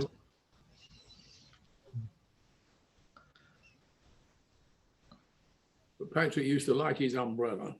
I think the one thing I always found a little bit frustrating was in the opening titles of the original Avengers with Dan O'Rig, he would pull out a sword from his umbrella. Yeah. And it was never used in the series for some reason. I don't know why. Bear in mind, in the first 2 series, no one was killed. Patrick never ever killed anyone. He never fired a gun. He took guns away from people, unloaded them, and threw the bullets away. He's not a violent character. He's a very clever character. He did everything when he's tripping his over and tricking people and doing things like that. I mean, that does come to a very good point in this episode. In a little while, in this scene we're watching now, and Steed and Unicorn are trading, stories and one-upping each other. And Steed, Unicorn says that Steve shot him, and that's why he has to have he can't drink, which again becomes a plot point later on. And just seeing for Steed to have shot somebody, because again he doesn't tend to use guns. It's an interesting that in that. But the way we got around that was he didn't kill him. Well, yeah, that was the other thing. Yes, yeah. He didn't die. So no matter what way, whether it's by accident, by self-defense, it did not matter. Because Steed did not kill him. No. My favourite line is around about here. When he has this girlfriend, a dancer. And Purdy says, a ballet dancer? Yeah, that's right. And the unicorn says, no, a belly dancer. Yeah. One of my better lines. Huh? Yeah, there's lots of mystery, isn't there, to what Steve's relationship was with the belly dancer. And again, that's part of the fun is keeping it. It's private, as we've said before and discussed with him and Diana Rigg. It's private. What happens before happened. We were just never there. Because it was always very clear, wasn't it? Certainly the intention was that Diana Rigg and so Mrs. Peel and Steve would have had an affair and a romance, then it sort of died out, and then they became colleagues as we see them. It was back there sometime in the other. We don't discuss that. I think with John Steed, we don't discuss that. And that's the way Brian wanted it, and that's the way it came across. Yeah. They were very close. They were very intimate in dialogue, but it never ever happened. It had happened. Yeah. And it happened in Berlin, as I told you before. Oh yeah. But again, Purdy and Steve do have a little bit of of that sort of chemistry, but of course it's more her and Gambit that sort of. Her and Gambit, the writers in that, they made it fun with those two. Yeah, teasing each other and sending each other up, which worked very well for them both. Yeah. She was very good on it with her repartee in answering him and catching him out many times. I mean, I really like the line when the unicorn is taken. He says, "I'm so glad I was taken by such professionals. I despise the second rate." And there's really nice little some good dialogue here. And of course, the huge dilemma, as you say, John, the unicorn dying this early on really does clinch it as an episode, and that suspense of what's going to happen. Well, suddenly it's not what you think. So your original idea had was the unicorn always? Did the unicorn survive the episode originally? No, I can't. that wasn't the part. The twist came when Brian and I were blocking out the story. So it was always. Yeah, he realised that it needed a boost. Yeah, and we gave it the boost. The fun in trying to exchange someone for something that already was in trouble and dead, that was the plot. You know, them keeping it going as if he was still alive and they were going to exchange. Yeah. You know, we as the audience and Steve and everybody know they were indeed shit. They killed him. He was dead. Yeah. They killed him themselves, not our Avengers team. And we've got a nice little chase now, chasing the assassin through Paris. And again, there's lots of with the nuns and all sorts of very good Avengers touches. Was all this in the script way, or was there a certain amount of invention when it came to the the stuff on the streets of Paris? It was there, and it was there for the taking. You know, he had to make his way across that square and try to hide. So he got behind nuns, which was there. It's on the page. Yeah.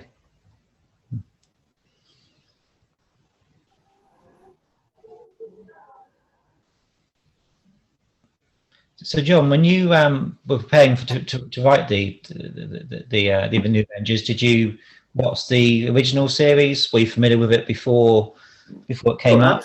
Absolutely, I was a big fan. Yeah, I loved all those shows.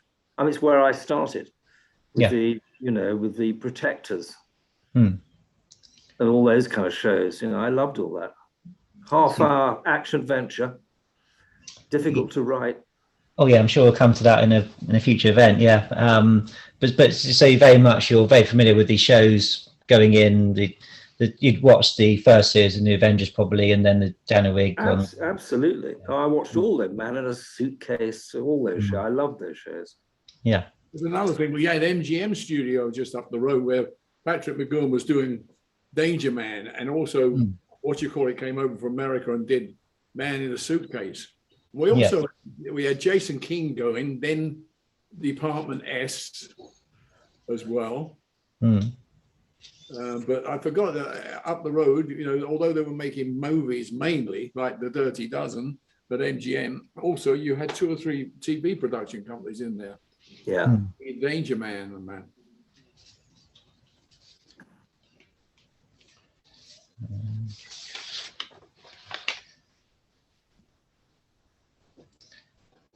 So what was the in terms of working in Paris way? In terms of, we've mentioned of course it was pretty much of a nightmare, but how is the French way of working different to say the English in terms of hours? Totally useless. He's gone pale beneath his tan, Philip. I can see that from here. I mean, I mean, I could have taken anyone off the street and talked them to the job I wanted to do, whether it was the props man, electrician, or whatever. Than the people that are actually presented to us as a production company to do the show. They were absolutely a nightmare. You may as well do it all yourself. They say Gareth at one time was helping to push the dolly because the guy didn't understand about slowing down, slow, stop. He couldn't get it, because when I do a tracking shot or a panning shot, when the actor comes to a standstill, the track has to come to a standstill. You can't have an actor walk in, you track with him, and he stops and you carry on. I mean, where has it gone? It didn't make sense. So So Gareth would say, "I'll get it. I'll do it." So he's doing it, playing a grip for me. And it was chaos. It really was chaos. It really put you to your mettle to work out how to make it all work. Plus, in the evening when it was all finished, waiting for reports from England because Brian wasn't there, saying, "Are we going to carry on tomorrow? I mean, is tomorrow still okay? Do we have enough money to shoot tomorrow? Terrible. Have enough stuff?" It's not like now where you've got it all digital and we were waiting for cans of film to arrive. So Wow. I'm going to get film from the lab. Yeah. You're taking it out of Denham lab. We weren't taking it out from France. So we had to wait for film and stock to arrive. So at night, when we go out in Montmartre and have a little dinner somewhere quietly, we're thinking we're going to get a phone call back at the hotel. Forget it, get on the plane, or raid your piggy bank and get on the plane because we haven't got money for tickets. I mean, it was crazy. We did have money for tickets, but we have return tickets. But it was that sort of feeling. That sort of feeling. Got 3 cars tomorrow. No. You've got 1 car tomorrow. We couldn't get the other 2. That's the sort of thing that happened. Yeah. And the chase which John spoke about earlier, where Birdie watches the chase through binoculars and we imagine what Gambit did, that was originally going to be a car, but we wound up with a little pedicab. Yeah.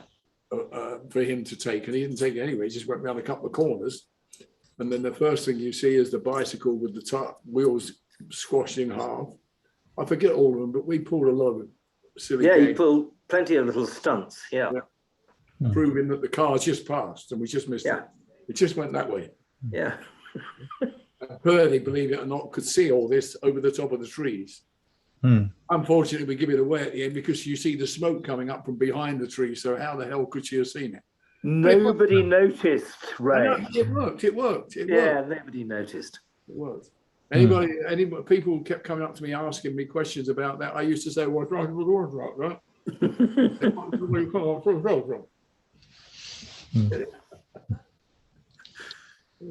Yeah, but he didn't do that. Oh, yes, he did. I mean, how would you have liked the car chase to have happened, John? What was your original conception for it? Well, it would have been pretty standard, I would think. And then when I was told that there was no money, and I came up with the idea of the car chase without any cars, I think it's better. It's one of those. It's amusing. It's fun because there's a lot of fun reactions in it. Yeah. And we'd had a good car chase at the beginning. Anyway. Yeah, exactly. Who needs another one? Yeah, sometimes necessity means that. Absolutely, yes. Yeah. And again, one of my favorite moments just coming out when he's frantically saying, "Oh, we need the unicorn to be exchanged," and Steve's trying to build up to the fact that he's dead, and just says there's just one time he popped and the unicorn just happens to be a little bit dead. A teeny weeny bit dead, yes. Yes. Teeny weeny bit. Yeah, that's a nice line. I mean, the necessity of being the mother of I did was on a show, and I had to do what we call a bottle show. That's when you have your characters locked in a room for the entire episode because there's no money left, right? And often they're the best because you really have to work hard, not just as a writer, but as a director to keep the thing moving, keep it.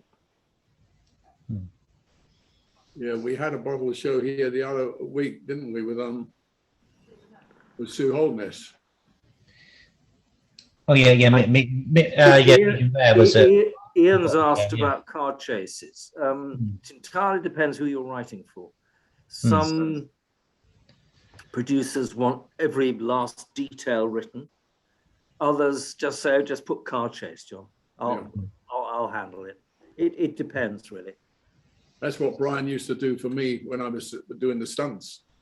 Just you say, Steed has fight. Yeah. Whatever I came up with was good enough. Usually at time, 1.5 minutes, or the director, Sid Hayes, would say, give me 90 seconds here on that fight and give me a minute on that fight. Yeah. The most famous example in the whole movie business was Lawrence of Arabia.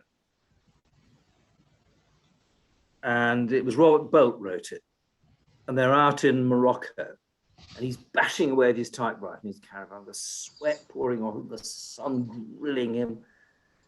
And what's his name? David Lee, immaculately dressed in a white suit, hat, put his head round, said, "Robert, dear boy, we're having lunch." And Bowles says, "I haven't got time for lunch, David. I've got this sequence to finish." He said, "My dear, well, what sequence?" "Well, you know, when they launched an assault against Aqaba and this huge battle." He said, "Oh, my dear boy, don't bother about that. I've got all that in my head. You don't need to write any of that." And in the script, it's 3 words for a 20-minute sequence with guns and camels and artillery and God knows what. The 3 words are, "They take Aqaba." You're absolutely right. Up to the director, conjures up a big picture. That. Well, Lee had the whole thing in his head. He knew exactly what he was going to do. So you're saying obviously that the French cast was a bit difficult to work with for various reasons. How much was the cast forced upon you, or what were you doing the normal process of auditioning, and how did the casting? I had plenty of time for auditioning, but when I say forced, they were forced because we had to use French actors.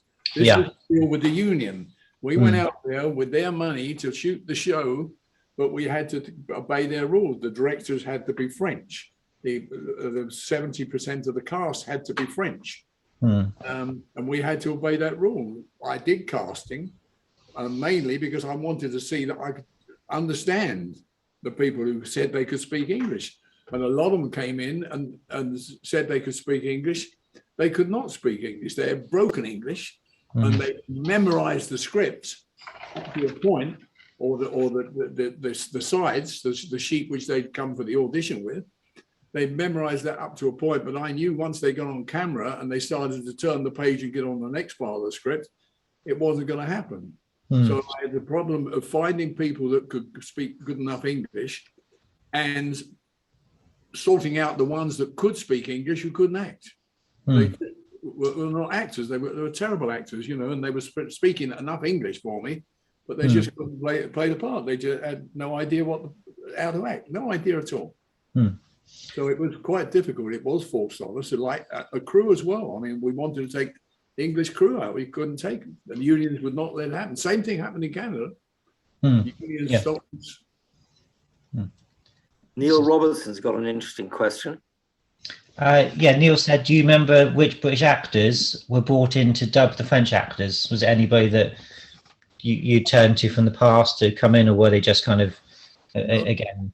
They were regular contract actors who do dubbing. There was a school in London, not an actual school, but a group, or they used to be, that were well known, like Ron Ruetti and people like that who did voiceovers. Were very good at it. They knew how to do it, and they didn't waste your time in the studio or in the sound room. They did it first time, usually the sync first time, right off. You don't take a novice for that. You take, people who can really do it. Yeah. And would you have been in on those sessions, or was that something that you and Laurie Johnson, Laurie was in on it as well, because he helped me out a lot. You may notice the show is slightly over musicked. I did notice that it has a lot of music in it, yes.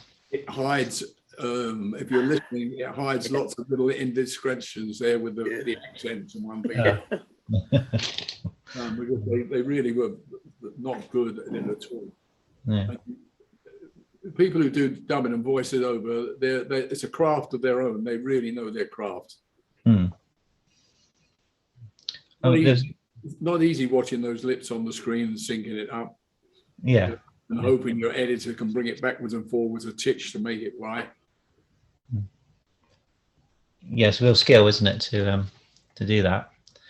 There was a lovely scene that we just saw out in the streets of Paris with a retired spy and Steed and Purdy are trying to get some information from him. Playing the character of Henri. Henri. I love that scene. It's a lovely scene. You've seen that, isn't it? Yeah. Do you remember shooting that scene, Ray? Yeah. I remember most of the scenes. Do you remember the actor? I think he was called Raymond Baseri, if that's pronounced how to pronounce it correctly. But he came over to England as well for a little while. He was a good-looking guy. Yeah. Mm-hmm. Yeah, I think it's really good seeing that the interplay between them. So getting something like Gerald Sims in, you obviously had certain number of actors that could be British versus the French, but you'd have to really sort of fight for.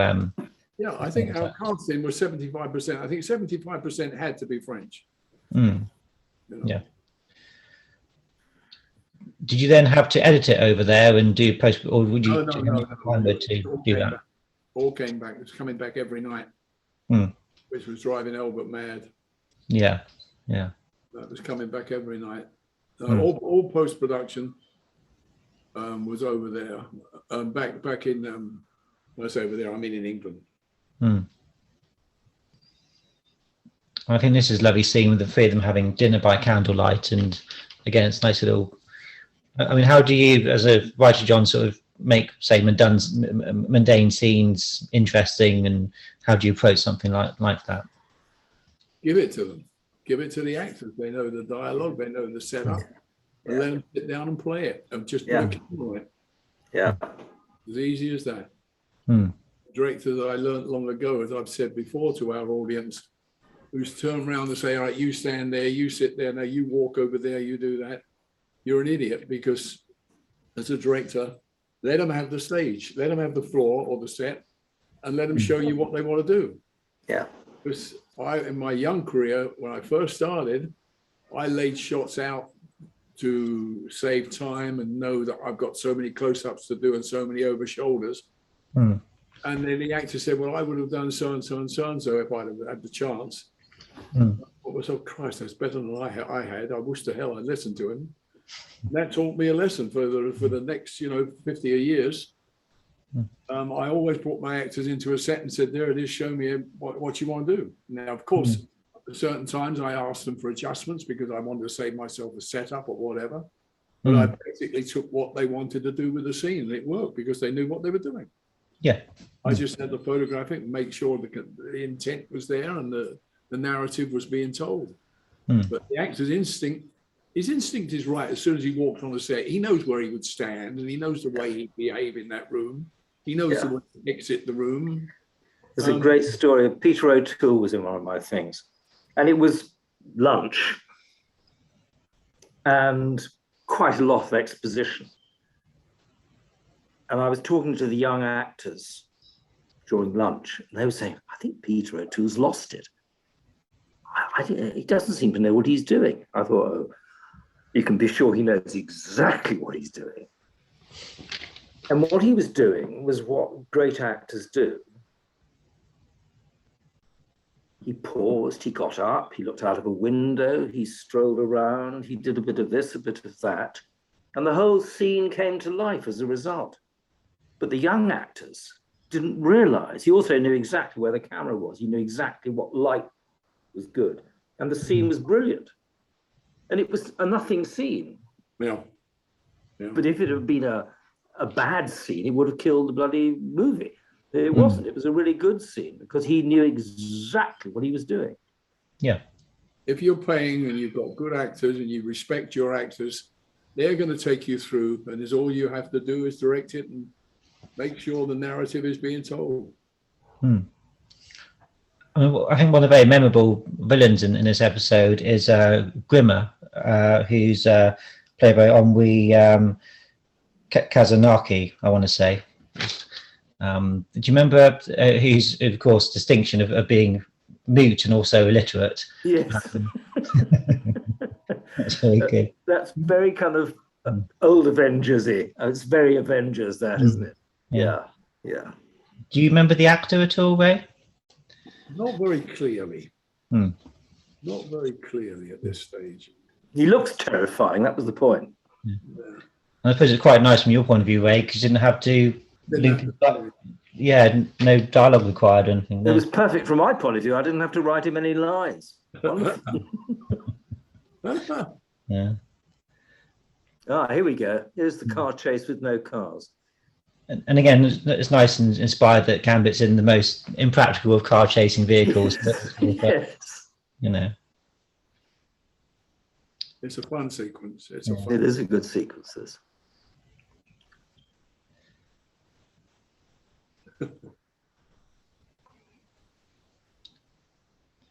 I mean, it's always the intention is sort of have you know, little quirky vehicles like that, or if the money had been there, it would have been a sports car or something like that.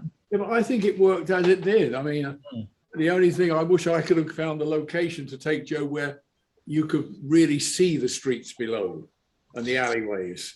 Yeah. You know, just in a couple of quick shots, knowing that she was looking at it. But unfortunately, from that location, all you could see was treetops. And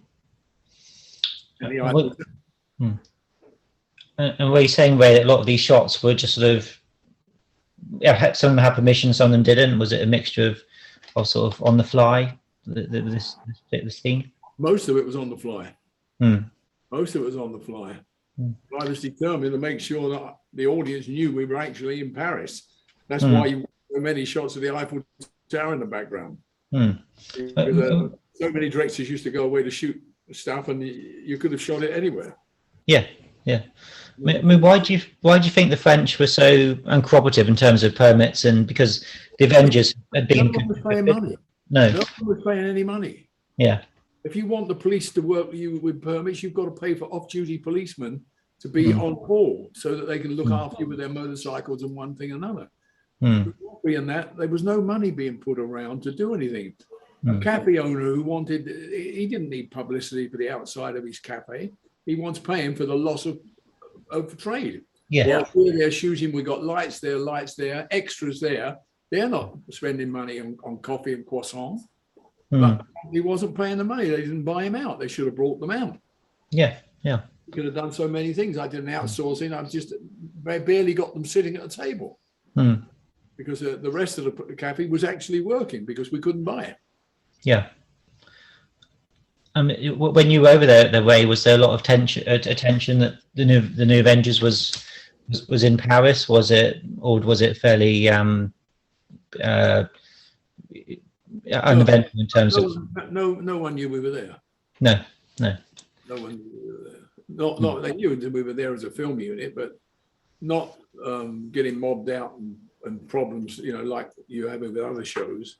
I mean, I went around the world with Shirley MacLaine, and it was a nightmare because everybody recognized her. We used to have to hide cameras and wing shots and all that sort of stuff, especially in Tokyo and on the Ginza and that. In Kyoto, we used to have to hide cameras in tents and all that nonsense we had to do. And was that the same when you were in Canada again? It just, you know, nobody sort of no. We were so out in the sticks in Canada.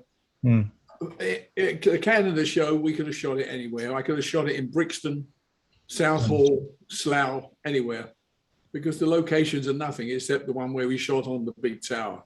Yeah. It's a no location place. You know, years back I went there and shot a lot of shows. I shot Hitchcock there. Hitchcock event I made. That's a good little exchange there. The French guy, this is a catastrophe. Steve's drinking his brandy. I wouldn't say that. It's not a bad little brand. No, I'm in the situation.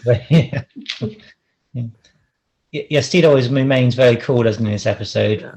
He never, you know, everyone else is stressing out, and he's as cool as a cucumber, isn't he? So, and we're now coming up to the bit which I'm very proud of. Which is how you fix the exchange and the lifts and the thing and the bomb and all that. It's good stuff. Very Mission Impossible, isn't it? Almost sort of. Yeah.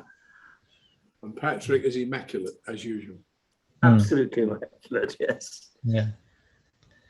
I think as Steve's character goes in the New Avengers, I think this is one of his best episodes. He has a lot to do, and it's very sort of, you know, he's not being, you know, Gambit or Purdy isn't taking over. He's very much in charge of it. Well, because you get the feeling in the story that he has history. Yes. Yeah. Yeah. He has history with all the people that he's up against at the moment, where Gambit and Purdy do not. Mm. You know. And we're seeing an actor on screen is playing Marco. Rolio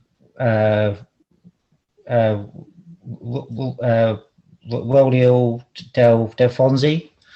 Do you remember him at all? Played Marco. Yeah. Yeah. Could have picked a cast of easier names, where I think. But again, I think he's a very good villain. Yes.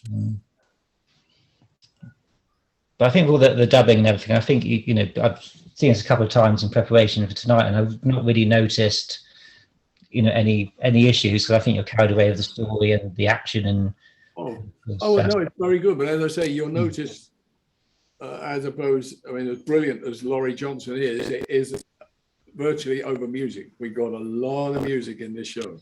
Yeah. I mean, as one aspect of it, of course, you get Laurie's work really shines through, but as you say, it's compensating for a couple of things. Yeah. But don't you get the feeling that Steed had history there, Philip? Yeah. Oh yeah, it is very well set up. It's very clear that the Unicorn and him have been battling, you know, in all the years that the Avengers was off air and New Avengers. So also, it excuses the repartee and the explanations he does to Gambit and Purdy. Yeah, you know, because it is the backstory he's telling them about the character. Yeah, even though they know that he's dead, very dead. They almost appear to be mirror images of each other, really, sort of very stylish, you know, well educated, you know, all that. Was it your intention, John, to make the Unicorn like a mirror image of Steve? Yes. Suave. Yes. Yeah. Cool. Sophisticated. In terms of the climax of the episode, so with all the different floors of the elevators, and how straightforward was it to work out the resolution of this episode? Very difficult. It's quite complicated. I mean, yeah, it's ingenious though. Because at this point, I hope the audience said, well, how the hell are they going to do this? And as you notice in that previous sequence, with no Gambit up and down, that's designed to throw dust in your eyes. Yeah, it doesn't tip what they're going to do, I hope. Yeah. The audience isn't ahead of the game, are they? They know there's something funny going on, but you don't know what quite. This is very high tech. Yeah, with the walkie-talkies and I mean, I don't think these shows really. TV. Yeah. I don't think these shows really date. Same with the original Avengers. It seems to be a timeless quality to them.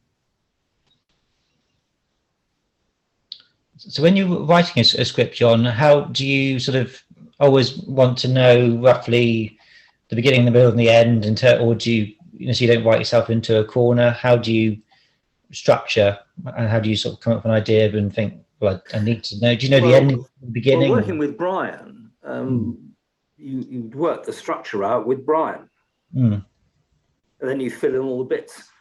Yeah, but the basic structure, and it's much easier working out a structure, especially with a man as brilliant and as experienced as Brian, than it is sitting at a desk scratching your head saying, you know, dialogue is tremendous when you're creating the bones of a thing. Oh yeah.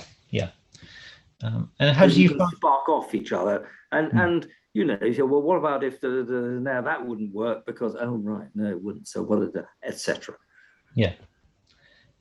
How do you find directing the climax this episode, Ray, in terms of keeping the pace of it? Because of course there's a lot going on, and to keep track of all the ins and outs of it. Was it a good challenge to do this? No, it was on the page. I mean, it wasn't difficult to do. It was on the page. So I had no problem. I mean, most of the fine tuning, as you know, is in the edit. very important, the editing of it and the timing. I did back when I got back into England and started putting it together as the end. But no, it's all on the page. It's all you've got to do is read it. It's there. And it's just working out how the best way to make it work with the location you have and the location you've chosen. They're wonderful lifts, aren't they? I mean, they're almost characters in the movie, those lifts. They're very scenic. Well, that was the same architect who did the Eiffel Tower. He designed all that place, the whole lot. So the location scouting must have been one of the more pleasant parts of the episode. Oh yeah, it was getting around seeing. But at that stage, you see, I was in glory because I was going to shoot in Paris, and I thought I was going to have carte blanche to go here, do that, and one thing and another. And it was not minute by minute, but hour by hour, I was getting the information fed back to me by Albert. No, you can't do that. We got to watch it there, you know. And I thought at first he was talking about one particular part, and then suddenly I'm hearing, no way, you can't have the cars there. To tell you the truth, Ray, we're in trouble. Roffey's done a walkabout. He's gone walkabout somewhere, and we can't find him. We've got the money. Yeah. So all my enthusiasm of deciding where to shoot. At one stage, I was going to be underneath the Eiffel Tower and shoot there. But we couldn't do it. We couldn't pay the prices. We couldn't do the commission. And also, most production companies in the world have usually got a film representative who knows the way in to all these people. They know the mayor. They know how the chief of the police. They know how to get things done. None in this production company, the French production company, knew anyone with any influence at all to help us.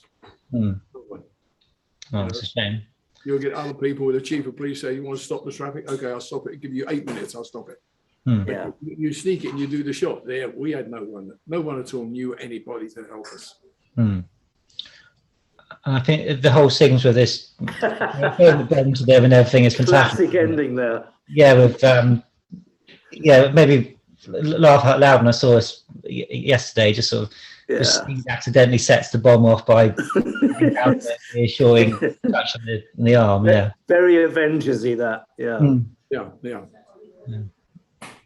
And of course, in a more grittier show, they would have died, but of course, in this, they're still. Yeah.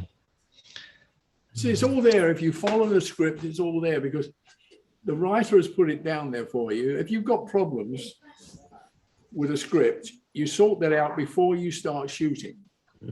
Or you go into production, you say, we'll have a meeting. Well, this doesn't work for me because, or I don't think that works because, I don't know, I killed that guy in the first scene. You can't have him in the third scene. I mean, that's exaggerating. But any problems you find, you usually sort out with Brian or the writer or Dennis Spooner before you go on the stage. So when you go on the stage or on location, if you just follow your script and do it and get out on time, you shouldn't have any problems. Your actors have read it. They know they give you the best performance they can. So you get a good episode. Yeah. And a nice finishing off shot on them going to the Moulin Rouge at the... Yes. I don't suppose you got a chance to go to the Moulin Rouge when you were over their way, or I suppose you didn't get a chance to with all the running around. No.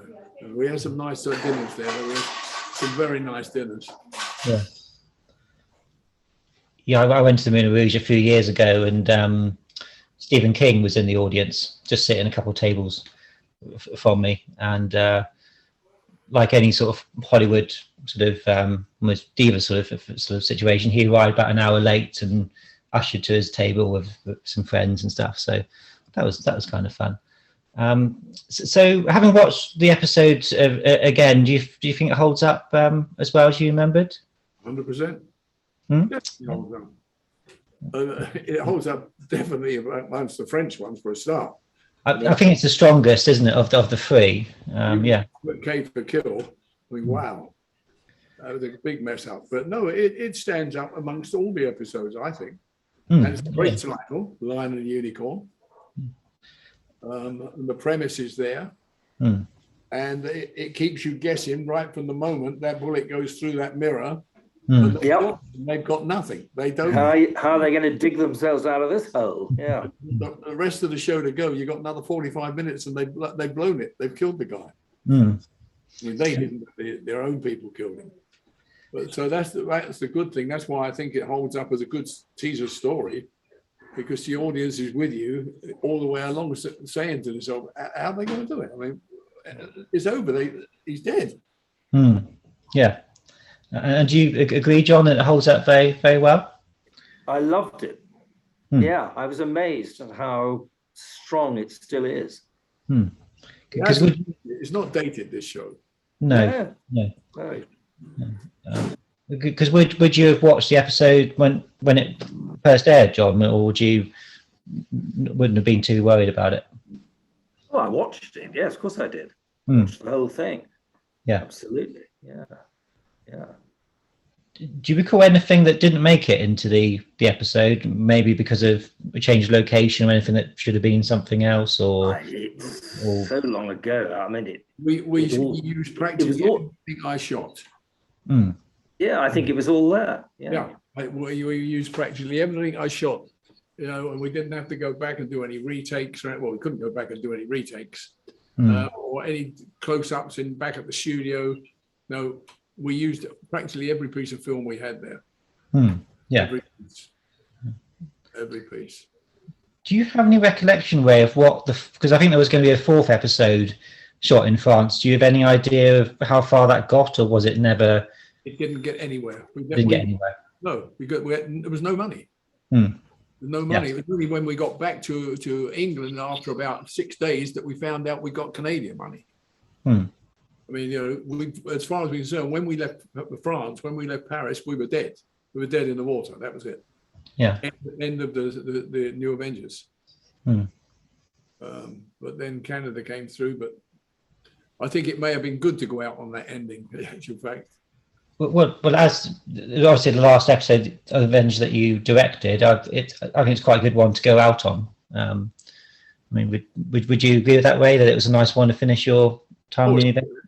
It would have been, with them going off like they did into the sunset. Yeah.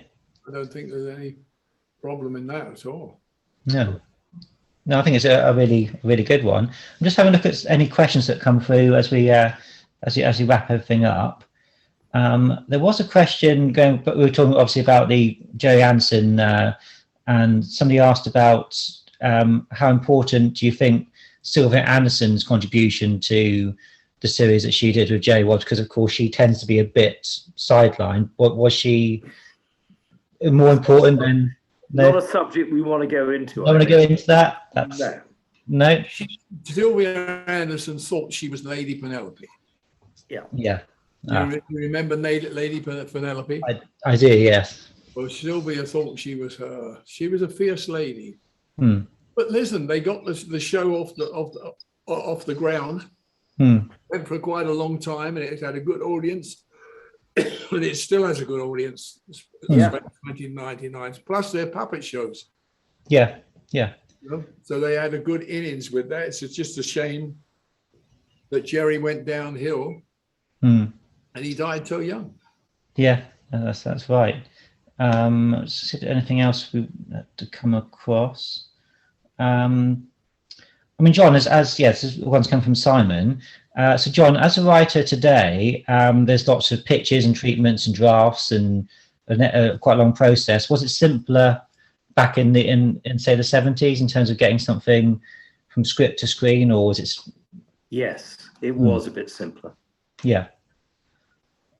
And would you concur with that, Ray, that it was sort of simpler times in getting things greenlit and all that sort of thing? Yeah, I think it was.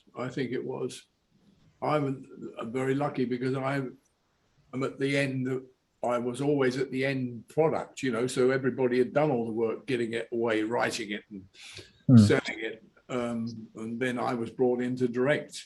So I was lucky to be at the end product, getting a salary and enjoying myself.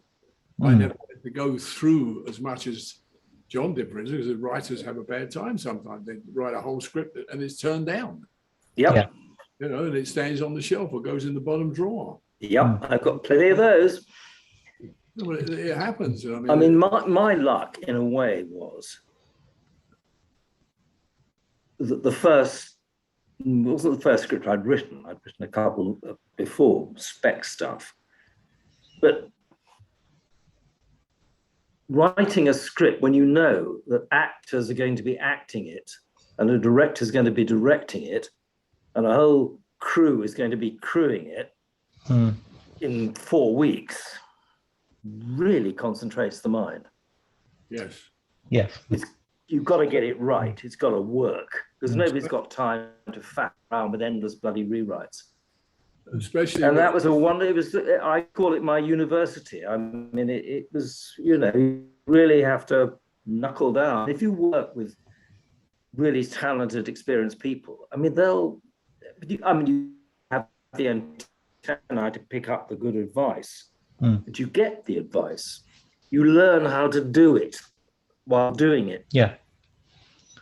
And you see, also, you're in an industry, in the television industry, where you've got to put up that product in so many weeks. Ian McLaren has just asked me an extremely intelligent question. The answer is yes, Ian. Oh, Ian's asked, did you consider turning your unmade scripts into novels with any changes? Yeah. I'm about to do precisely that. Oh, wonderful. And how about you, Ray? Because obviously you've written a few scripts in your time. Was there anything that you have then adapted into your books? No, my book was going to be completely different characters and that. No. Evidently, while I'm thinking of it, Ian Dickinson sent his regards. Oh, dear old Ian, yes. He's the enthusiast of all enthusiasts. Yeah. Lovely guy. Really lovely. Is he still doing Saint stuff? I don't know. I've got no idea what he's really doing now. We talk every so often, but I don't think he does a lot now. But it was easier in those days. You're right there, Philip, and your questionnaire person. It was easier, I think, for all of us all round. Yeah. Now it's different. Now it's different. You know, your stuntmen are going out of the business now with green screen. Yep.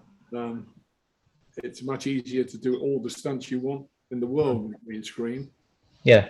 Without too much danger to the fellow below. But they're always going to need writers. They're always going to need writers to come up with the stories. Yeah. And going back to what you said, it's I never had any problem because anything I did have with Brian or Dennis or Terry Nation or any of these guys, I would address it before I ever went on the floor. You know, if I saw something that wasn't going to work for me because of whatever reason, physical or story plot wise, I always sorted it out before I went on the floor. So I had it well, even all my years in America with everybody and my writers. Because now and again, writers get something wrong and they forget what they've done earlier and the person's name has changed or something. Looking out for all those silly things. But it happens. But normally, if you go and shoot the page, as I've said, it sounds silly, but if you do shoot what's on the page, you should be perfectly all right because everybody's agreed to it. Yeah. You know, your actors have said yes to the script. Everybody's agreed to it. Right down to Laurie Johnson spotting the music. You're there. So if you just obey the rules and go out there and do what you've been taught to do, you're going to have a good time. I suppose that's the great thing about Brian Clemens and Albert Fennell being so involved for so many years that they knew exactly what was Avengers, what wasn't, what would have been contradictory from a script point of view. Yeah. Was there anything, John, that you wanted to do that they said, no, that's not how it would work, or was it all you fed into? On the Saint, Return of the Saint, Bob was the keeper of the sort of the Saint seal. Yeah. He would no, the Saint would never say that. The Saint would never do that. What the Saint would do is, it didn't change the action. It just, I remember there was an episode I did where the Saints banged up in a jail cell. And I had this whole rigmarole, and Bob said, no, it's just not the St. John, think again. And I did, and I came up with a much more saint-like means of escape. Yeah. Which was clever and psychological. Last question from the audience. They want to ask about Space 1999. So from your point of view, Ray, directing science fiction, how did you find sort of that kind of subject? Oh, I liked it very much. And it was a challenging show because we were inventing stuff all the time. Frankie Watts and I, the cameraman, were inventing the moonwalk and things like that. It was a lot of fun. And it was a lot of fun starting that show, because when Jerry Anderson called me and said he's doing this series called Space 1999, would I be interested? And I said to Albert, I'm going to drop out so many episodes of this because I'm going to do some Space 1999s. He said, okay, do that. And then I found out that Martin Landau was going to be the lead, and which was a lot of fun for me, because the last time I saw Martin Landau, I doubled him on MGM Studios in Hollywood, doing The Fall in North by Northwest. And we got on very well together. And again in New York, when I did double carry driving the Mercedes when he was drunk. And now I go into Pinewood Studios over to the block where the Space 99 was shooting. And I go to Jerry Anderson's office, and a few minutes later, he brings Martin Landau in to introduce me.